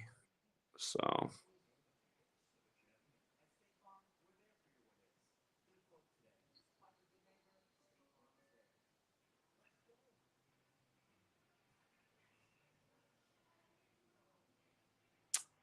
Chris Bova, we do the picks on the Patreon. We've been working hard. We've been having a great tournament. Last night, survey said everybody was up to way up. We just had a guy just say that he hit on a $3 parlay that paid $7.50. Just gave a nice $50 tip. So, I mean, you want the picks? I don't charge much for them, but I have been feeding knowledge. You watch yesterday's streams. I gave out free information, free winners yesterday. So guys like you come in, I just think like, oh, you remind me why I don't give out free picks. A lot of ungrateful losers in the world. Too many ungrateful losers. Right, let's see. We got Mr. Epps. What's up, Epps? Hey, what's up, buddy? How you doing? I'm all right. Yeah, I've been following you for a while, but I never really looked at it. You know what I mean? Just searching, but I just looked at it, so I'm just figuring out like what you do. Yeah, I've been following you for a while. I'm hearing some. You might want to mute the video. I've got the video. Just searching. Okay, hold on. I just looked at it, so I'm just figuring out like what you do. Yeah. I gotta close because if you're in the StreamYard, it's real, but the video's on playback, so you've got to close that tab. Oh, okay, yeah, because I had you on the TV. Okay, that's what it is. Yeah, that's because it's about 15 seconds behind. Okay, I got you on the phone now. How you doing? Doing well. All right, so you're checking out the work. So what do you think so far? What are your questions, or what do you want to say? You got the floor. Yeah, now I just I know it's rigged because I do sports betting myself. I bet every day on games and stuff like that. Okay. And somebody had told me it was rigged a while ago, so I started just studying, just seeing little different things about the games and how the calls and just different numbers. But I had you followed. I think a year ago, I had clicked on your page on YouTube, and I just been looking at it, but. Today, I just woke up and something just told me just to look at it again. And now I subscribe to you. Sure. I mean, so yesterday, did you watch the Duke-Tennessee game yesterday? Yes, I had Tennessee. We thought Tennessee had a really great chance to win because it was just a perfect betting trap. Tennessee had numbers to win. Okay. And again, I mean, you just saw it. In the first half, Duke didn't look like they were hustling at all. Looked like Duke just came out to play some lazy ball. Plus, I mean, the refs looked like they favored Tennessee in the beginning, too. There were some no calls that could have gone in Duke's favor. So, I mean, and again, it's just did you watch the Houston game yesterday? Nah, I didn't watch no games. I just kept watching the scores on my phone. Okay. Well, something I always teach about with Houston, I call Houston the 31 city because it's always 31. Just like J.J. Watt, Harden, and George Springer all left Houston at 31. Takeoff was killed in Houston this year in a big 31 ritual, and then they arrested the shooter 31 days later. It's always that number in the city. So if you watched the Houston game yesterday, what was hilarious is they had the ball with 30 seconds left. They had the last possession, and they were on 31 points, and they just dribbled up, and they stayed on 31 actually for a long time in the second half. But then they didn't even make they didn't even attempt to score the ball. They just dribbled out the whole clock to stay on 31. Again, you just learn these number codes. You see the rituals and how scripted the games are. Xavier this morning. We had Xavier to win in a big way in an 84-34 ritual. The opponent had 34 points against Xavier at the half, and then Xavier finishes the game winning with 84 points. And again, Xavier won the 84th NIT last year. Again, and there's a million examples. Arizona losing to Princeton. Yeah, I seen that. Yeah. So, that's crazy. I was wondering how Arizona, a big school like that, university, lost to Princeton. I'm like, look how perfect it is. The score was 59-55, 114 total points. In Gematria, Princeton equals 114, and Arizona's neutral court record became 114-55, losing with 55 points and not scoring a single point in the last 5 minutes of the game. Yeah, that's crazy. That's crazy. How do you know this stuff? How do you be decoding? Just studying or? I've been doing it for a decade. Yeah, we just look at all the stats and look for the numbers, man. I mean, it just lines up game after game. And every game that's looked like a lock in this tournament just come right through. Kentucky's first game against Providence. Providence 57. Calipari getting his 57th win. There's several games like that lined up in the first round. those alignments are just locks. I mean, and again, it's why we win year after year. So Okay, yes, I was looking at. So I got you on a Patreon. So I read your NBA, like the numbers. I ain't understand. I'm just looking at like the numbers. You said equals like 49, and like, do you have anything like your suggestion, like who to go with, or how do you? yeah, so look at those narratives. Like some games, because it's this or this, right? Some games there's a whole ton of information stacked on one side, and you'll say or, and they'll be like nothing over there or one thing over there. It's just weighing the scales. It's like, oh, okay, all these things can line up for this team. But here's the thing: as a new person, so like you're new, there's certain numbers you really want to know. Like this year, if 34 in a win or loss could get picked up against the Pelicans, that's not missing. Pelicans equals 34. 34 just smash them with Pelicans. 55 in Timberwolves, because Minneapolis, Timberwolves, and Target Center where they play all equal 55. There's certain numbers with teams that just dominate. Now, the Spurs are a risky team, but we've had a lot of big wins with the Spurs this year. There's another potential one because the best Spurs number is 21. If somebody loses today to the Spurs, they're going to pick up their 21st road loss. But the team like a team like the Spurs, even though we won a lot with them, they're the type of team where you just do small risks with them. You do a $5 parlay with them. You stick them with some other games you like. You try to turn a $5 bill into 100 because you never want to bet a lot on a team like a Spurs who loses a lot. But they have numbers that hit a lot in their favor, and that's where you can make money with them. So. Again, that's the way I teach it. You learn the knowledge, you learn the patterns. It's not perfect, but we win more often than not. It's just like I probably have my worst tournament ever, but we're over 70% on picks. So, I mean, we're winning. Now, that's what I'm saying. Do you like take a shot? Like, how would I know? Because I'll take a shot, 10, 20 bucks on, I mean, whatever you see. You know what I mean? How do I know what to do, though? That's what I was asking you. Okay, so go back and look at those notes. If something's bold, it's like you'll see some things I didn't bold the word. That means that it's there, but you look, the bold is better. This year, date numerology has been one of the best indicators. But again, just go back and look at the notes now and go, okay. Like if it looks even on both sides, some games you look at them, it's like, well, that looks pretty even. Exactly. That's not my kind of game. I'm passing on that game. Gotcha. Unless it's something like there's a 34 in the notes. And I'll usually right below that, I'll write, this has been the strong number with this team all year. So yesterday, go look at that Bulls Heat game. And notice how, the one team became 20-16 at home. The word heat equals 16 forwards, 20 in reverse. Anytime that you can get both teams' gematria in the record, those games are super strong. So, again, you're new to it, but yeah, it's all about weighing the scales. When the scales are out of balance and one team has a lot of weight, those games hit the vast majority of the time. The one team that's been the worst for us this year is the Lakers. I'd be careful with all Lakers games. I'll also tell you that. Yeah, I like when I play a Lakers game, I'll take an AD prop. I like his like steals or is a block because I've been getting a lot of blocks, steals, and rebounds. But like Lakers, I don't trust the Lakers too much. Yeah. But yeah, again, go back and look at those notes and just go, okay, this game looks really lopsided. There's a lot on this side, so yeah, I'm gonna check it out. Like I said, I was scrolling through, and I'm gonna check it out. Just try to be familiar with what you do. We've been having a great NBA season. When you learn how to read those notes, you'll see that information is super helpful. So games that look even, those are stay away games. Games that look lopsided, those are the games to play. What you think about this Kentucky game going on? I think this is the hardest game to call today. I personally want to see Kansas State win just because the team that I really like in this tournament's in Kentucky's bracket. And to me, Kentucky's the one team that could beat them. So, right. Yeah, this tournament, what I'm seeing so far, like every time I look at the scores and stuff like that, it's always the underdogs is hanging with these people. Like every game, the underdogs is in the game, mostly. And they win. That's why. That's why they're rigged. Like there's no way in a real basketball game a team with the athleticism of Arizona is going to lose to Princeton. And that's what I was saying. And then Furley Dickinson beat Purdue. We thought they had a great chance to beat Purdue. We liked that one because Purdue could get their 34th loss in the tournament. They were playing the Knights. Knights equals 34. They're playing in Columbus. Knights in Columbus. That's a Catholic thing. Like I'm always teaching, it's the Catholic Church that runs the rigging.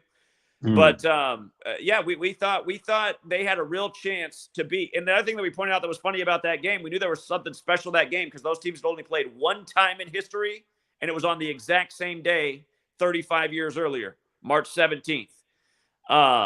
So yeah, we a lot of people in my community made a lot of money on that FDU game. Wow. Now when I subscribe, I did the $5 one. I was looking at the other ones. What's the any difference? If all you want is sports, all you need to do is $5. You get all the sports content for $5. So. Well, okay, nice to meet you, man. I'll keep paying attention. Any questions, I'll hit you up. All right. Yeah, All right, and we're bro. doing the live streams on the Patreon, and there's a phone number to call in when we do the shows, and then we're doing a stream. We're doing a recap stream every night, so I'll be on the Patreon tonight after the games. Okay. I set their notifications. All right, thank you. All right, yeah, have a good one, man. Take care. All right, Bob.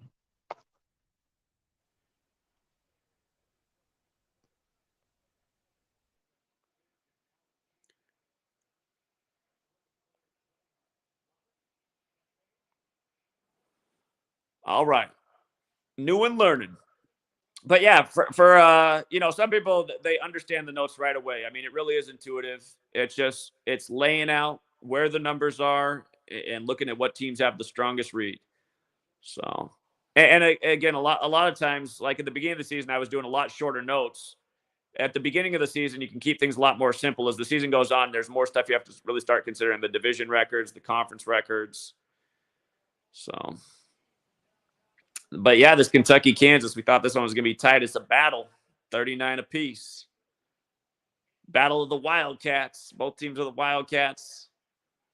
Hold on, I got to think for a second. What's the Gematria Wildcats? I forget. 5, 14, 17, 21, 24, 25, 27, 28. I think it's 28. Yeah, that's right. 28 in the most pure.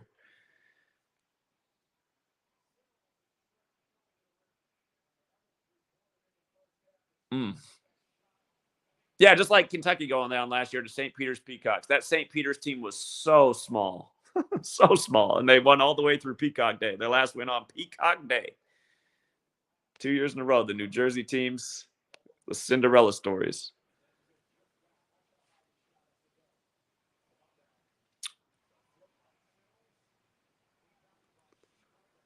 All right.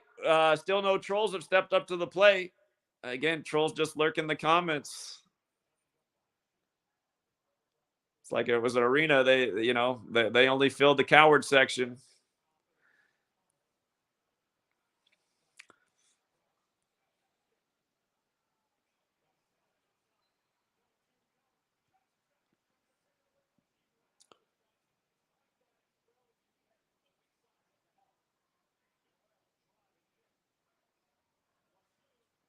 I got to admit though, man, these teams right here, I like the way they play basketball. Nice ball movement, get into the hoop. It reminds me of the '90s. It reminds me of an actual basketball game, not hoisting up 3-pointers from 10 feet beyond the line. I feel like every time down the court, maybe they just let them play in this game.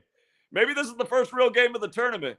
Because, like I said, as long as they play the team I expect them to play, the next matchup could make sense either way.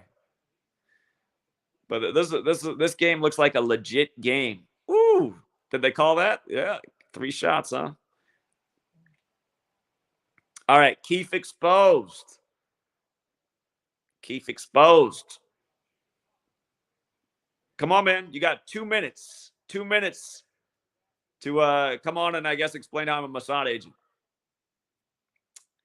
Keith exposed. 2 minutes. Let's hear it.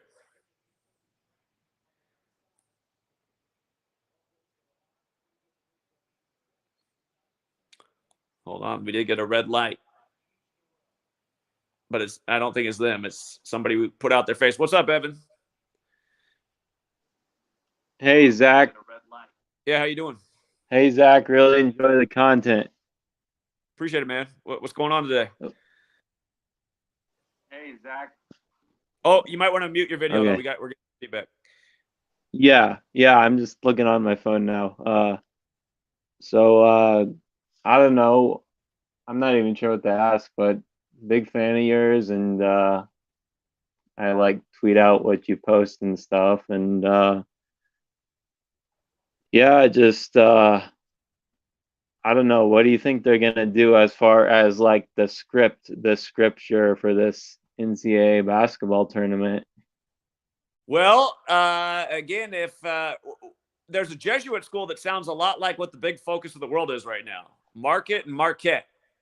And the former star from that school, he's also big in the news. He's Father of the Year right now for his child who went from Zion to Zaya. So that would be the best wordplay to me on what could happen with March Madness. You're seeing a lot of headlines about how the market and the banks are March Madness right now as well. So Marquette and market, we'll see. We'll see. That'd be the most transparent thing to me. Okay. All right, I'm just kind of nervous. I'm not sure what to ask or anything. Sure. But The one really other enjoy thing the today, just about content. today's game, is again, it is St. Joseph's Day, and you do have St. Mary's playing, and of course, Joseph is the husband of Mary. So see how that works out. What about like the Fairleigh Dickinson and Florida Atlantic game? How do you think that's gonna go? Whew, that one, I was having trouble getting much of a read on that game because what's interesting is, okay, so the winner of that game plays Tennessee, right? So Tennessee equals 106 and Volunteers equals 119.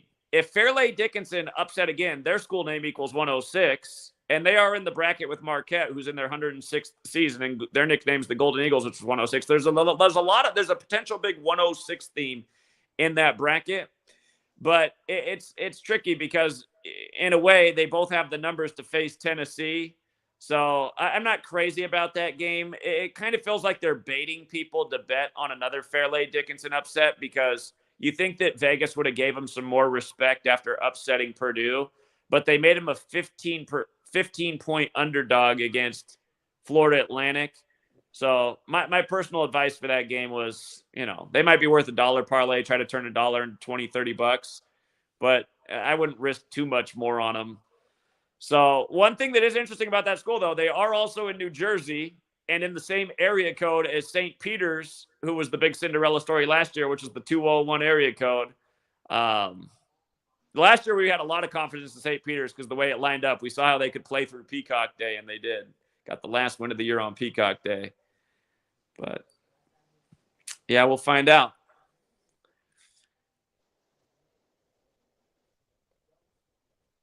Okay, I think that's all the questions I have for now. Maybe I'll come back in for another stream sometime. All right, appreciate it, Evan. Thanks, man. Appreciate the support. Okay. All right, have a good one. See you soon. Later, man. Okay.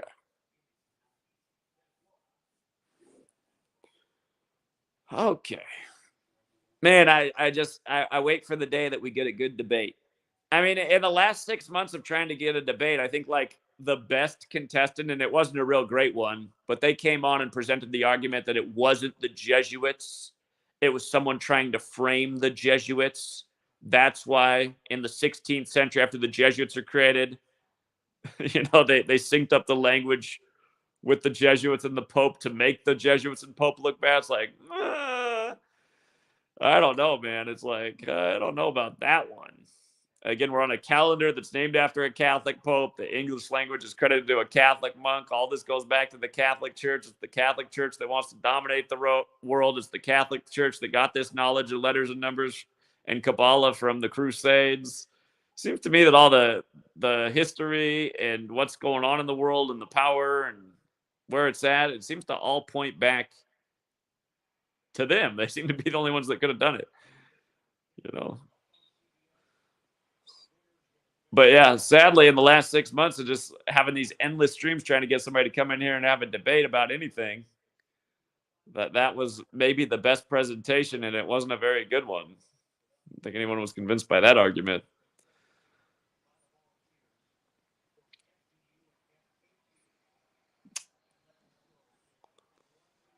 All right, it's 43 apiece.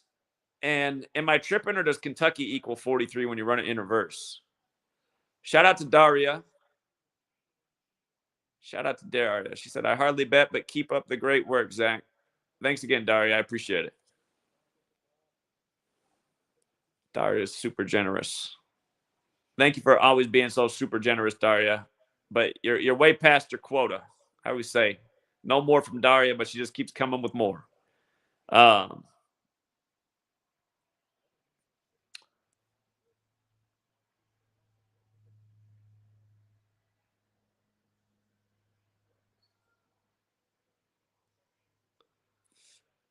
All right, we got 11 and a half minutes. Tie ball game. Throw up the stat that Kansas State's made 4 of the last 6 field goals. Of course, March Madness is 46 like Catholic. Remember, the first one to ever win the official March Madness was the Catholic school Villanova over the Jesuit school Georgetown. That was in 85, where basketball's 85. Ooh, man, that's the kind of shot you want to knock down from the corner. Couldn't quite get it on the hustle. Kansas State ball. That was my favorite scenario as a shooter, man. Wide open in the corner. In my days, I must have shot at least 80% from the corner wide open. My favorite word when I knocked down the 3 was yak. My opponents didn't like to hear me talking about all the yak, yak, yak.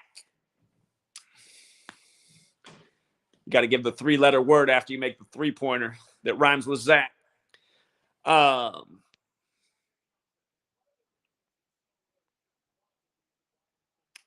the way, Truth Vibration podcast, you guys, he's trying to get more. He's trying to get more support. Billy Packer used to coach Marquette. How did I miss that? Wow. How did I miss that? That's another thing for them. My God.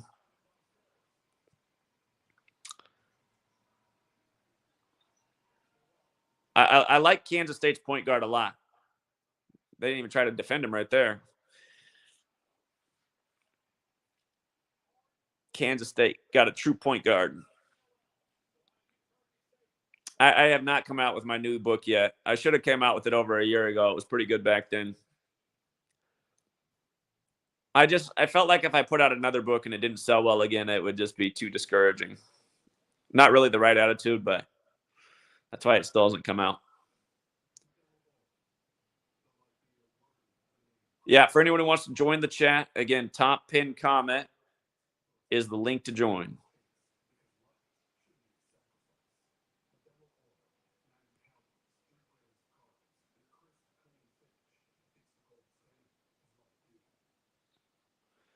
I don't know how I was overlooking the whole time that Billy Packer's connected to Marquette. Oh, Kansas State's point guard, his first name's Marquise, huh? Let's hope he has him going to face Marquette. That's what I want to see.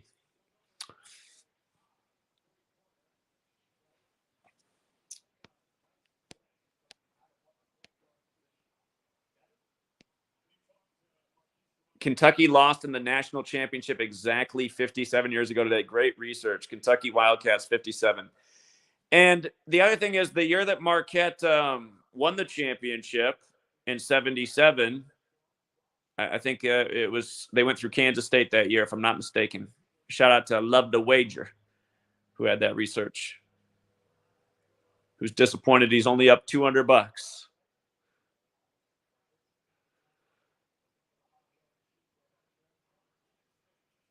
He got it out of the corner this time. Kansas State with a slight lead, 47-46. A little under 10 minutes to go. My favorite point guard, bringing it up. The one point guard that needs to play better, man, if Xavier's point guard played better, that team would be complete. Oh, nice look. Nice look from Noel. Reminded me of me out there. Woo! This has been the most legit game I've seen so far. I feel like these teams are actually playing. I don't feel like they're playing down. I don't feel like they got the payola. I feel like it's a real game. Itachi loves it right now. The refs had to blow the whistle to stop it at 9-11. Refs had to find the 9-11 whistle.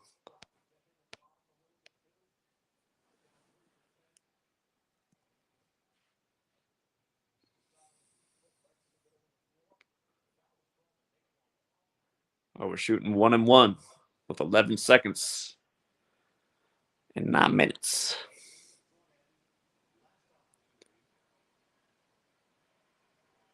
Kentucky's big star wears 34, number of the year. He's got the first one. Nice touch.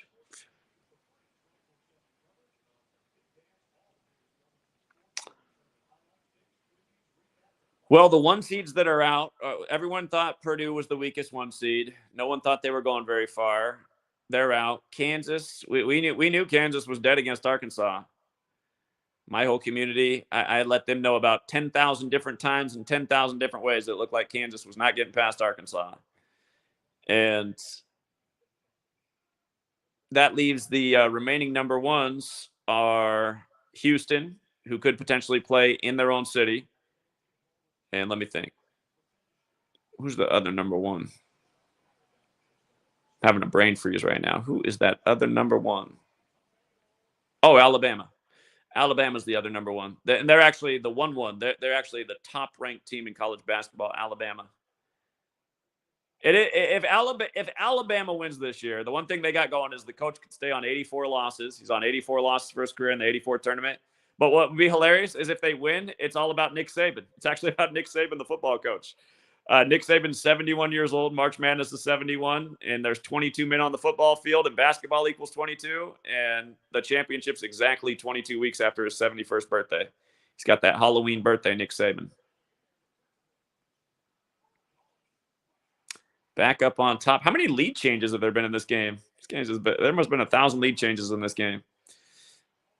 Game trends out there. I think they're about to tell us. Ties 8, 7 lead changes. Biggest lead. Kentucky was up 8 at one point. Well, Kentucky was the first to hit 50. Kansas State's 50 and the most pure. Interesting. Look at Noel just get to the rack. Little man, you can't stop him. You can't stop the fundamentals, the way he uses the body.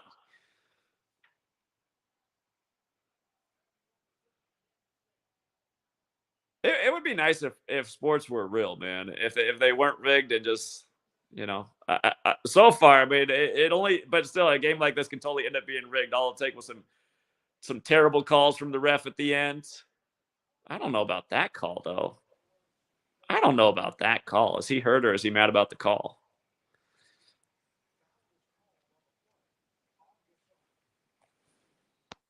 Let's see.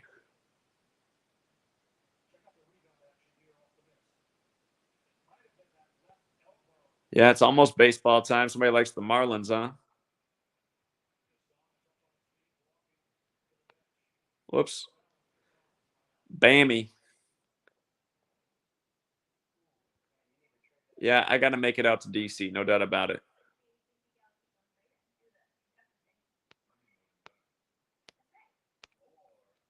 I saw that somebody said hi to Kayla, but I can't find Kayla's comment. I was going to see what Kayla said. They're doing a lot of this Kentucky AT&T commercial, too. That's been standing out to me. Kentucky. See, man. They get some justice after getting humiliated last year in the big scripted ritual against St. Peter's. Today's the anniversary of MJ's game. First game back after retiring. Really? Today?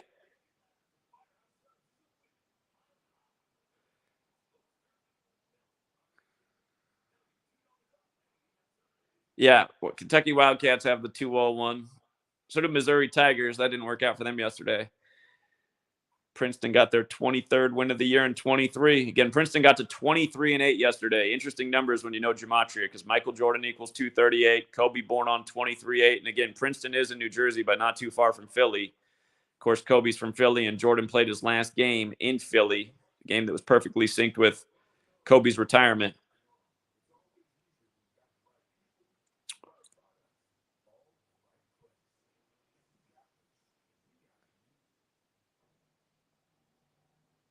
Yes, today, you're right. Today is the 20th anniversary of the Iraq War. They called it Operation Shock and Awe. They televised it on TV like it was a movie. 20 years ago today, man. Crazy.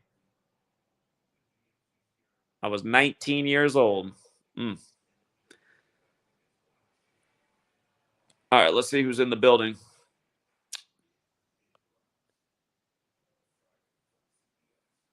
I'm not sure if it's hold on. It's the same Evan. What's up, Evan?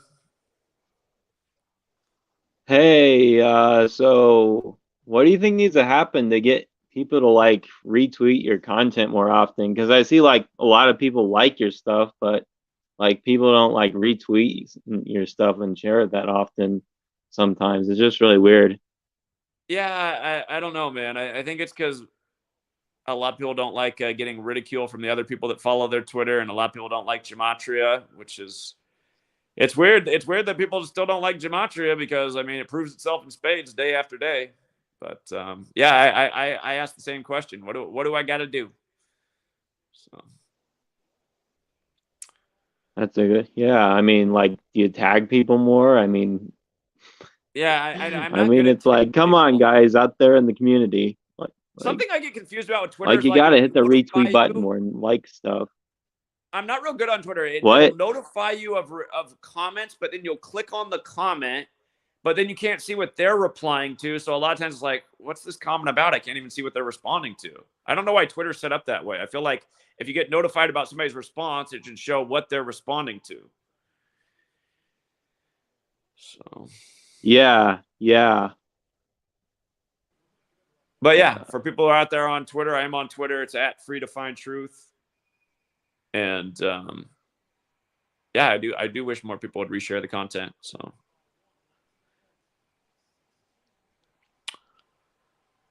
thanks for that sentiment. Yep. Yeah. Do you ever notice that like sometimes like you don't get notifications for something, like somebody replies to what you say, but you don't get a notification for that? That also happens. Yeah. Yeah. Indeed. Indeed. All right. Well, it was good talking to you, and we'll All talk right. again soon, I guess. Appreciate the support, Evan. Thanks, man. That little point guard, man, he's just earning stripes all over the place. Setting the pick, taking the charge from the guy that's 2 feet taller than him, taking it like a champ. Let's see. Let's see. He's in this new era, though. The only thing I can complain is, oh, no, he got blocked. The only thing I can complain, though, is when he dribbles, he carries. But so does everybody now. That's just the new thing. Ever since Allen Iverson, everybody can do the carry dribble.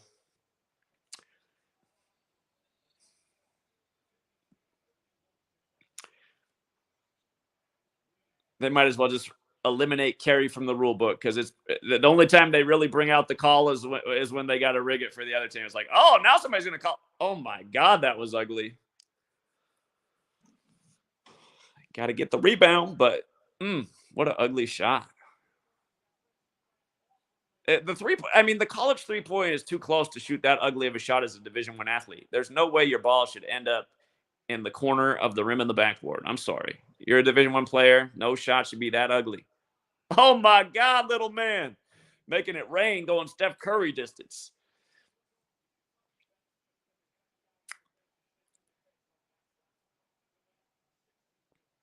How tall is he? He's probably about 5'10", that point guard. 5'10" on the basketball court. He could be even shorter than that, actually. He might be 5'9".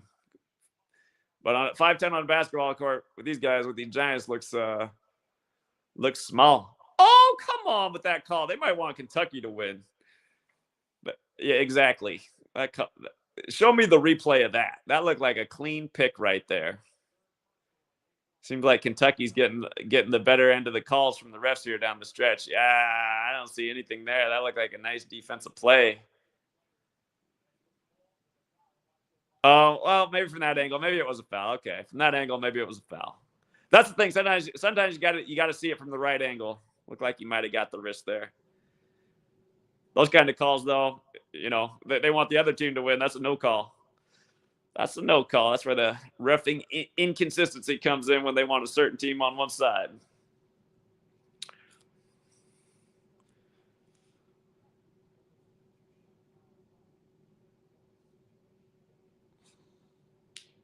Yeah, that they do keep playing that AT&T Kentucky commercial. That's been standing out to me. And the other thing that does stand out to me about Kentucky is their star player wears 34. That's a huge number in this tournament.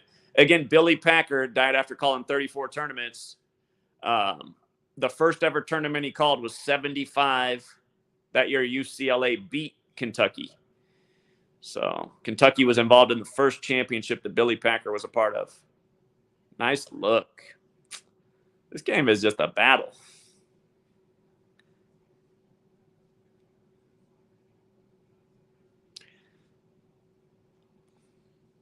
Oh, my God. You got to – okay. We need some help defense there.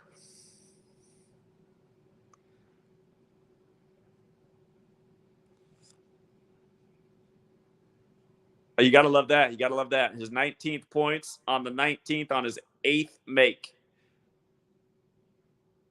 Yeah, I think little guy made a poor. He didn't need to take another one of those deep threes. I know he hit the last one, but that wasn't what they needed. I gotta evaluate that as the first mistake I'm giving the young point guard for Kansas State. That was the first poor decision I saw. I've been appreciating everything he's been doing out there, but that was not new true point guard mentality right there. You got plenty of time. No need to hoist up the deep three. Get yourself a better shot. If you're gonna take the three, at least step up another stride. And there's no reason to be hoisting it that deep. Sometimes you start feeling it though too much. What they call the travel on that one, huh?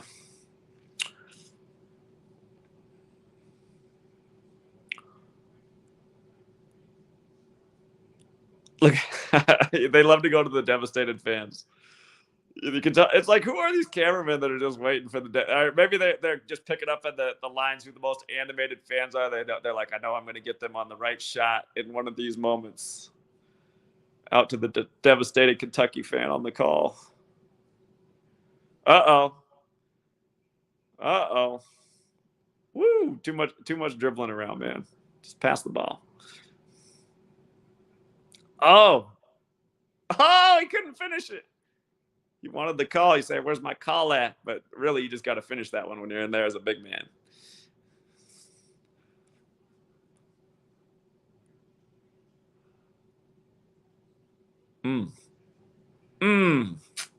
Went for the aggressive steal, but missed it and left the man open on the baseline. All right, Kentucky's up 4, under 4 minutes.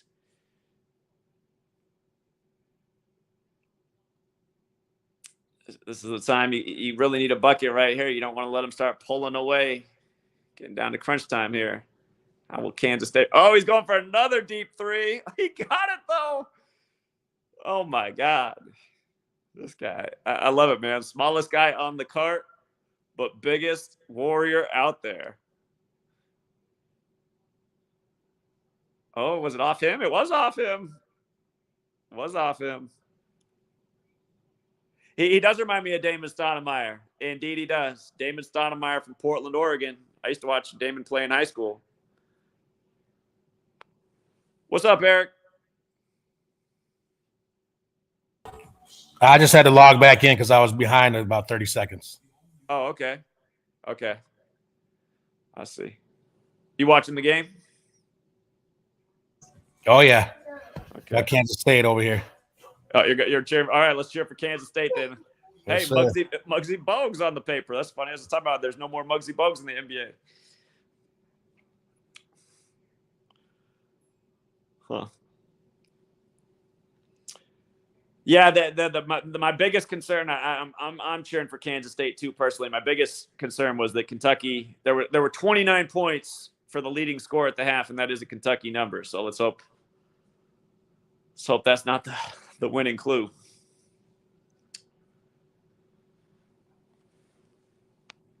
All right.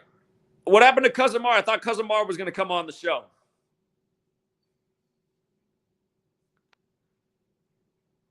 Thought Cousin Mar was going to come on. He's a former player. Yeah, Carl, I'll be live on Patreon at 3 p.m. Pacific, 6 Eastern. You'll have to do the math on your time zone. I'm not sure what the time zone conversion is for you on that one.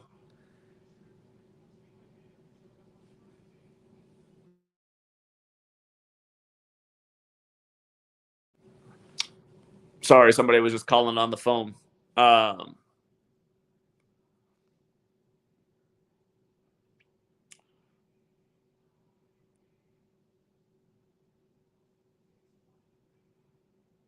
What happened in the South Carolina women's game today? I know they played. They got a little advertisement for them.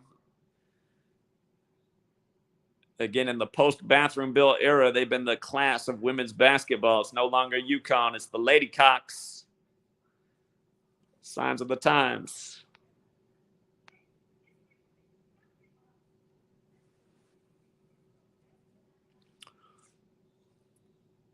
We're on a little commercial break over here.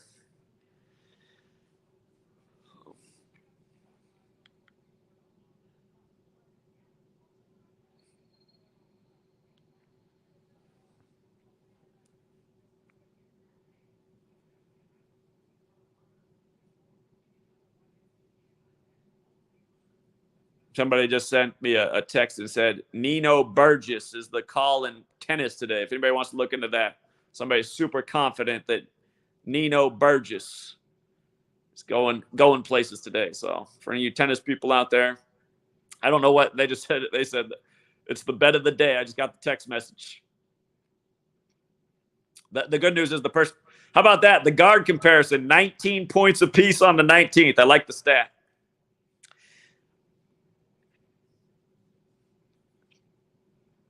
All right, we're back on here. Kentucky's up a point, 60-59. Just a little more than 3 minutes to play. I didn't quite see what the clock was on when they inbounded it. I didn't see where they paused it at. Oh no. What did they call? What did they call? Calipari's like, yo, where's my call? What did they call on that? Was it a foul? Was it a deflection?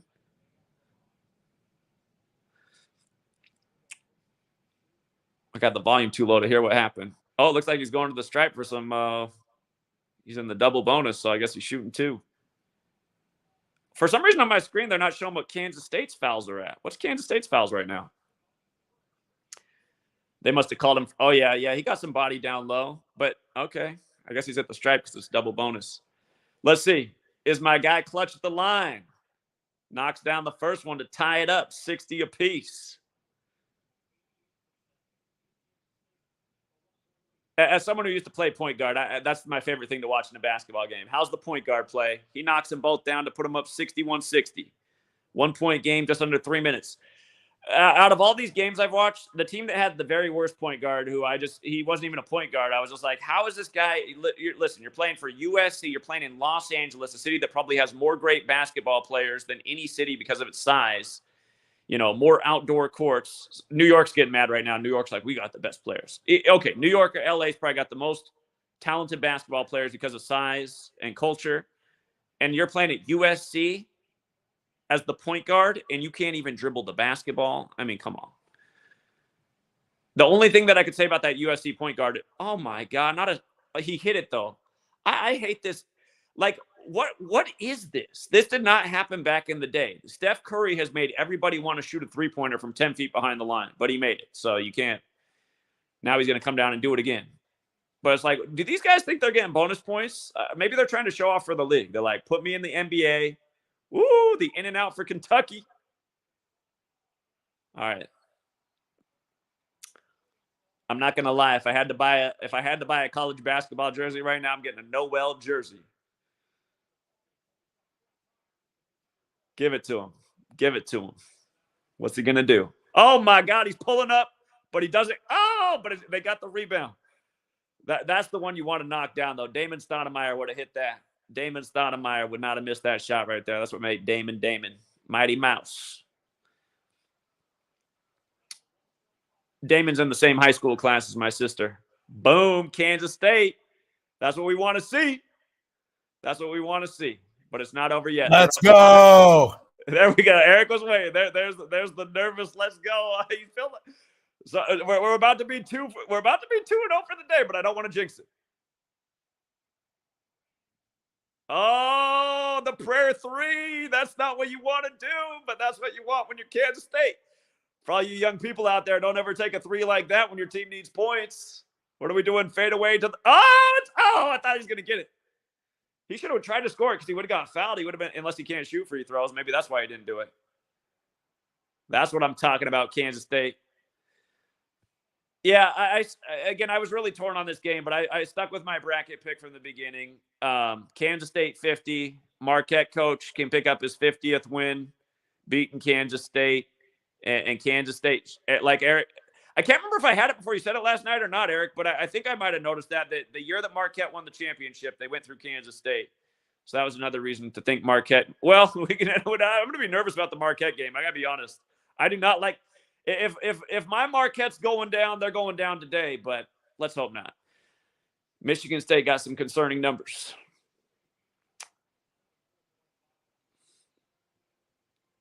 Yeah, that's a great stat. I didn't have that one, Jamin Mason, but again, there's a person using the knowledge, using the research, and 57 years ago today, he said Kentucky lost, Kentucky Wildcats 57. That's a great find. I wish I would have had that. That would have given me even extra confidence. But hey, anyone who took my advice, looks like they're going to win this one too. So let's see. We got somebody else in the room. GAD. Nah, you're not coming on, GAD. GAD's avatar tells me that it's probably going to be more dick pics. So sorry, GAD. Not making the cut. If you want to come on, you're going to have to change your screen to your face so I can see what's going on there.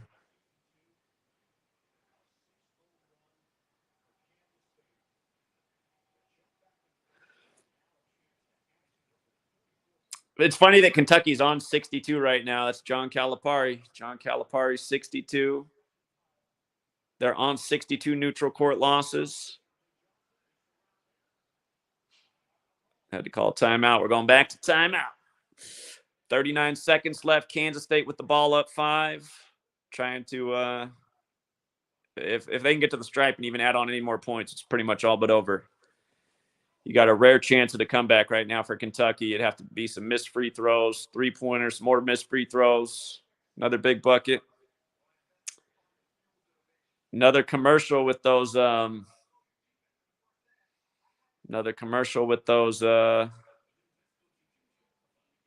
Italian coaches. What's his name? I can't think of it right now. The Villanova coach. He's not coaching right now. He's in temporary retirement. What's his name? God, I can't think of his name. Jay something. Villanova coach. He won it in 2016 over North Carolina. Yeah, you weren't here earlier, Raw Truth. I had to take down the stream because somebody came on and just had the camera on their dick. So, and it sucked that I had to take down the stream because we were documenting some really nice stuff in real time. But I'm sure that's also why the troll was sent on here to sabotage. No, it's not Sandusky, not Jerry Sandusky. It's Jay. It's Jay something. Yeah, you guys are lucky who missed that stream. We had to take the stream down. We had to go do an emergency delete and refire it back up.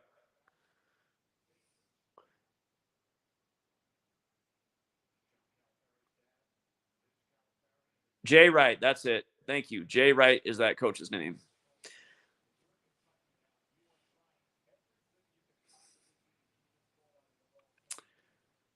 But the announcer saying, do everything you can to keep the ball out of Noel's hands because you know you're not going to get him trapped up. He's got the handles. You don't want to put him at the stripe. He's ice water. He's going to knock down his free throws. Woo, he's hit some big buckets.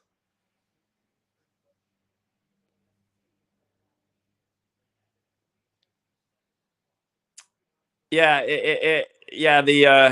uh-oh. They're not going to give him the and one. But he's back at the line. He's about to put this game away. He's about to put it all away here. Yeah, that's what we wanted, man. We wanted Kansas State. So far today, we're 2-0. We're already over 70%, so we're building up our win percentage. Haters are going to hate.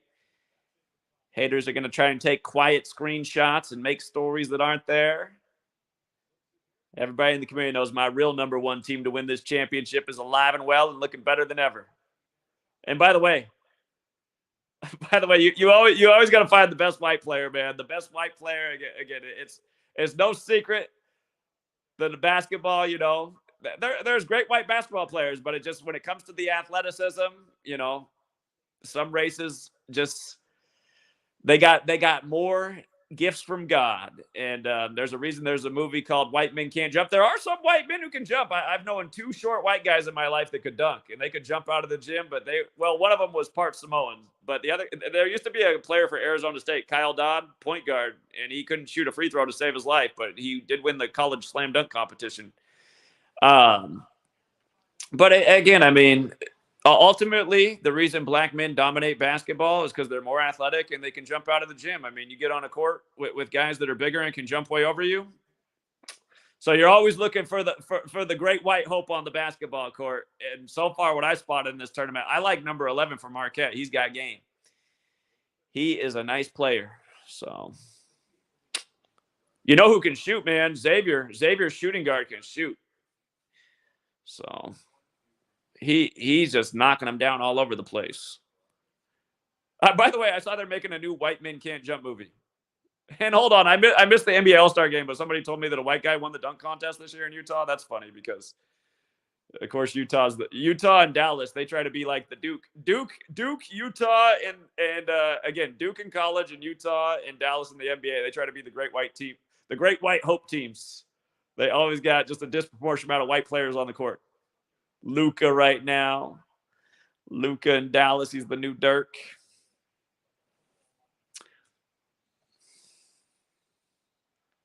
All right, hold on. We got The Voice, and we got John.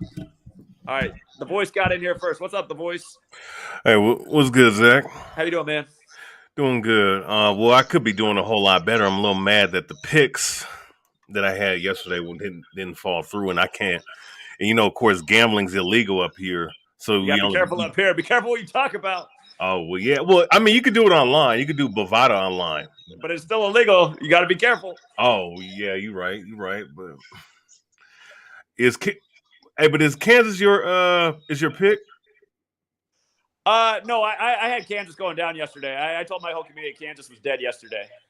There was 288 days left in the year. Arkansas Razorbacks 288, and they fell to 28-8. And Arkansas alone's 132, and Bill Self got 132nd loss. I made sure my whole community knew that. Get on the Patreon, man. I've been saying for the last 48 hours before that game that Kansas was deader than dead yesterday. And again, there were 4 games yesterday where teams could become 28-8, and the one that we were the most suspicious of was the one that it didn't happen in. We thought Tennessee had a great narrative to upset Duke. So okay. Well, what games you go with yesterday? I went with Marquette.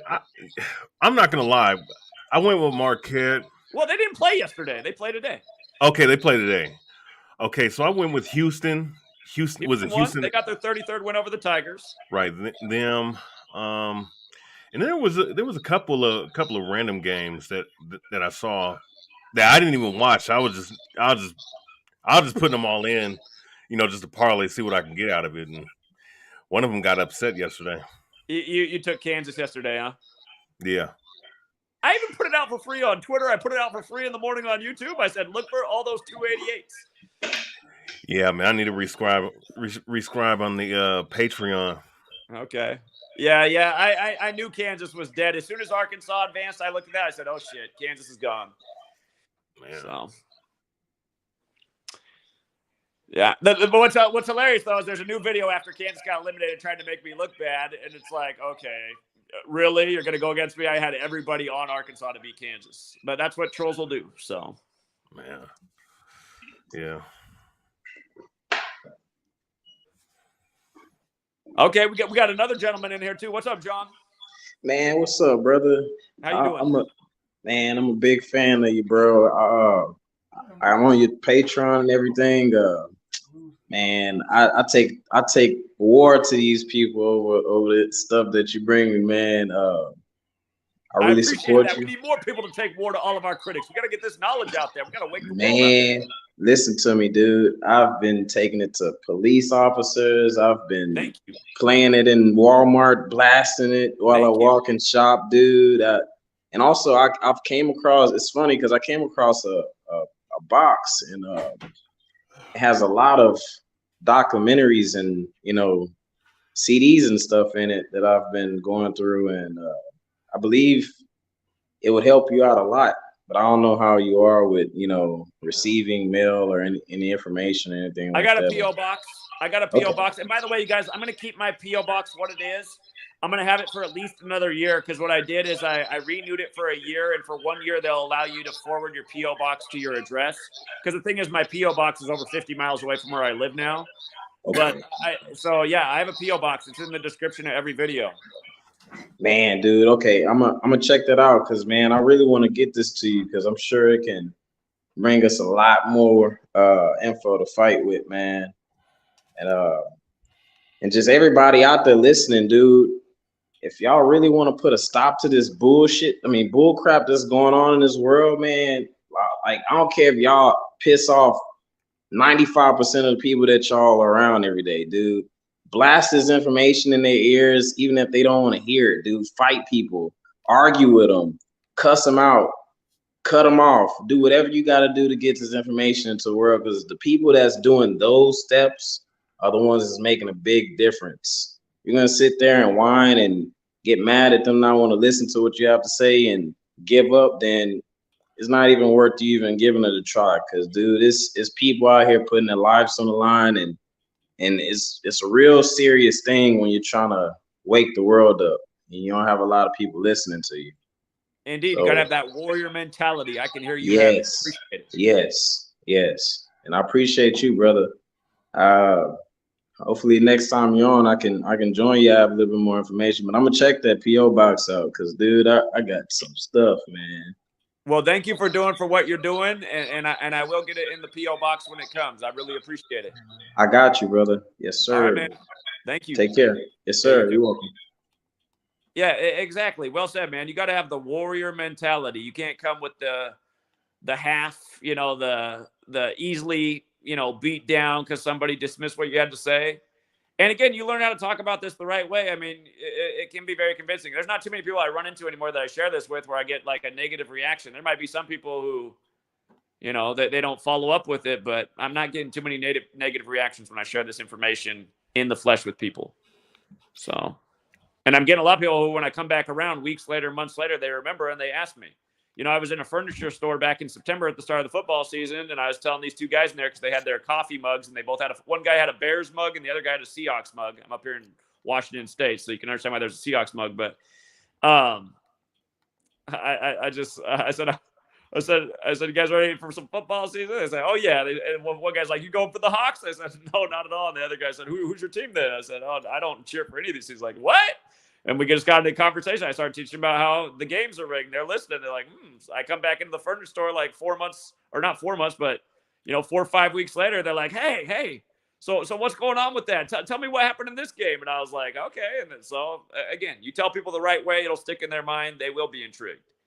I went in the furniture store, or not the furniture store, the barbershop, just before the NFL playoffs were about to get underway. I had a whole bunch of people in that barbershop stop what they were doing and listening. It was cool in the small town. Like, people stopped cutting their hair and they were all listening, asking questions. And they said, so who's winning the Super Bowl? I said, well, to me, it's one of two teams. I said, it's the Bills or the Chiefs. I mean, and those were the two teams that we had the strong futures for at the beginning of the season. And it ended up being the Chiefs. And you know what? The Bills were pretty much part of the Super Bowl too, because DeMar Hamlin was there. So anyway. Well, I have a question. Have you been keeping up with the XFL? No. Some of the things that they've been doing. Well, I've been seeing a couple of scripted things, and one thing I keep noticing, like with all these sports leagues, or whether it be sports leagues, or whether it be what have you, there's always somebody dying right before the start of the league. And I believe that the Seattle Sea Dragons had somebody, and they made a whole big deal about it in the very first game, where I guess either his mother or his father ended up dying, one of the receivers or whatever. And they were making a big deal about that. And what's his name, Rock, like prior to the start of the, when he announced it right before the game start, he was wearing the number 54 on it, on his jersey. Sure. Jesuit order. Yeah. Yeah, the Jesuit order. And then the funny thing is that I think one of the games that the Seattle Sea Dragons was playing, one of the guys, I think it was the opposite team. They said, "Man, we couldn't have scripted it any better." And they keep saying that shit. I kept noticing that since 2 years ago, whether it be all these different games, they keep saying that a whole lot more often, more frequent than normal. Sure. Yeah. Well, it might also just be because you're just used to it now. I mean, they've been saying that forever, all the time, for all of my life. So yeah. But you might be right. I mean, it actually does seem like it's a lot. Even like Travis Kelce, had to blurt it out after they won, and it's like, God. Playing against his brother in the city of brotherly love. So. Oh yeah. Yeah. Anyhow, hey, the trolls hate it when I say it, but congrats to the winners. We're 2-0 today. 2-0. So up in that win percentage.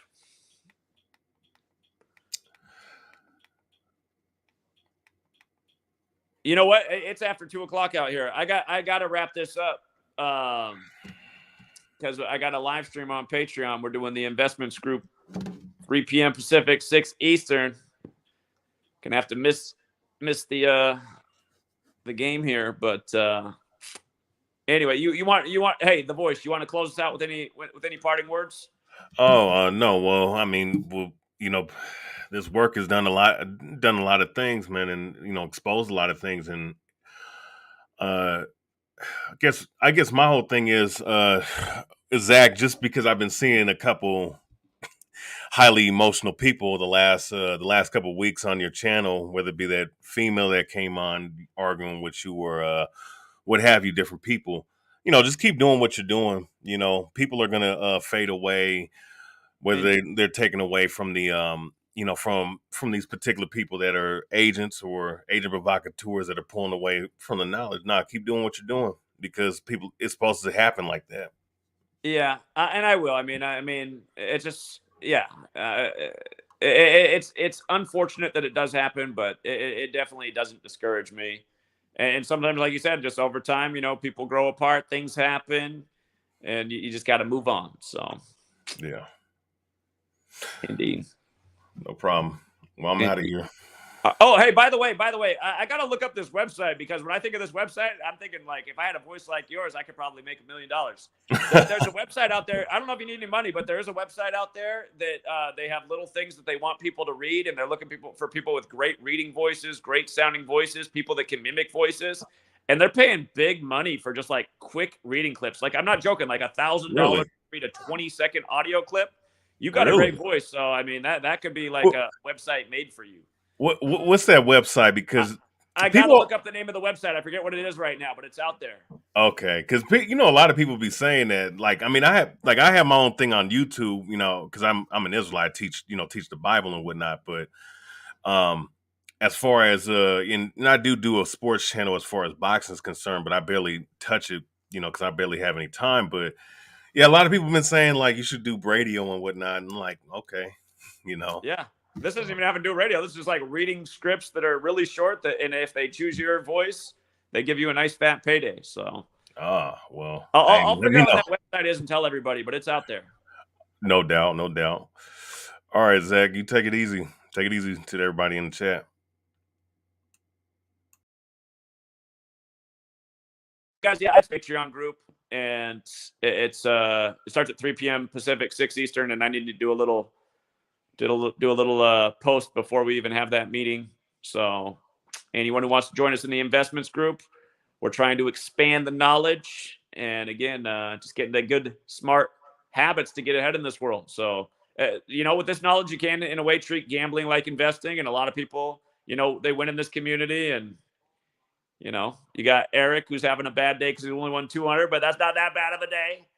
So anyhow, we're trying to use knowledge, use self-discipline, use our brains to get ahead and take advantage of the rig game that we were all born into. If you want to be a part of it, join us on the Patreon. Again, it's only $5 a month for all the sports content, and you get a ton of content. And doing $11 a month for people who want all the sports content plus the investment group. If investments aren't your thing,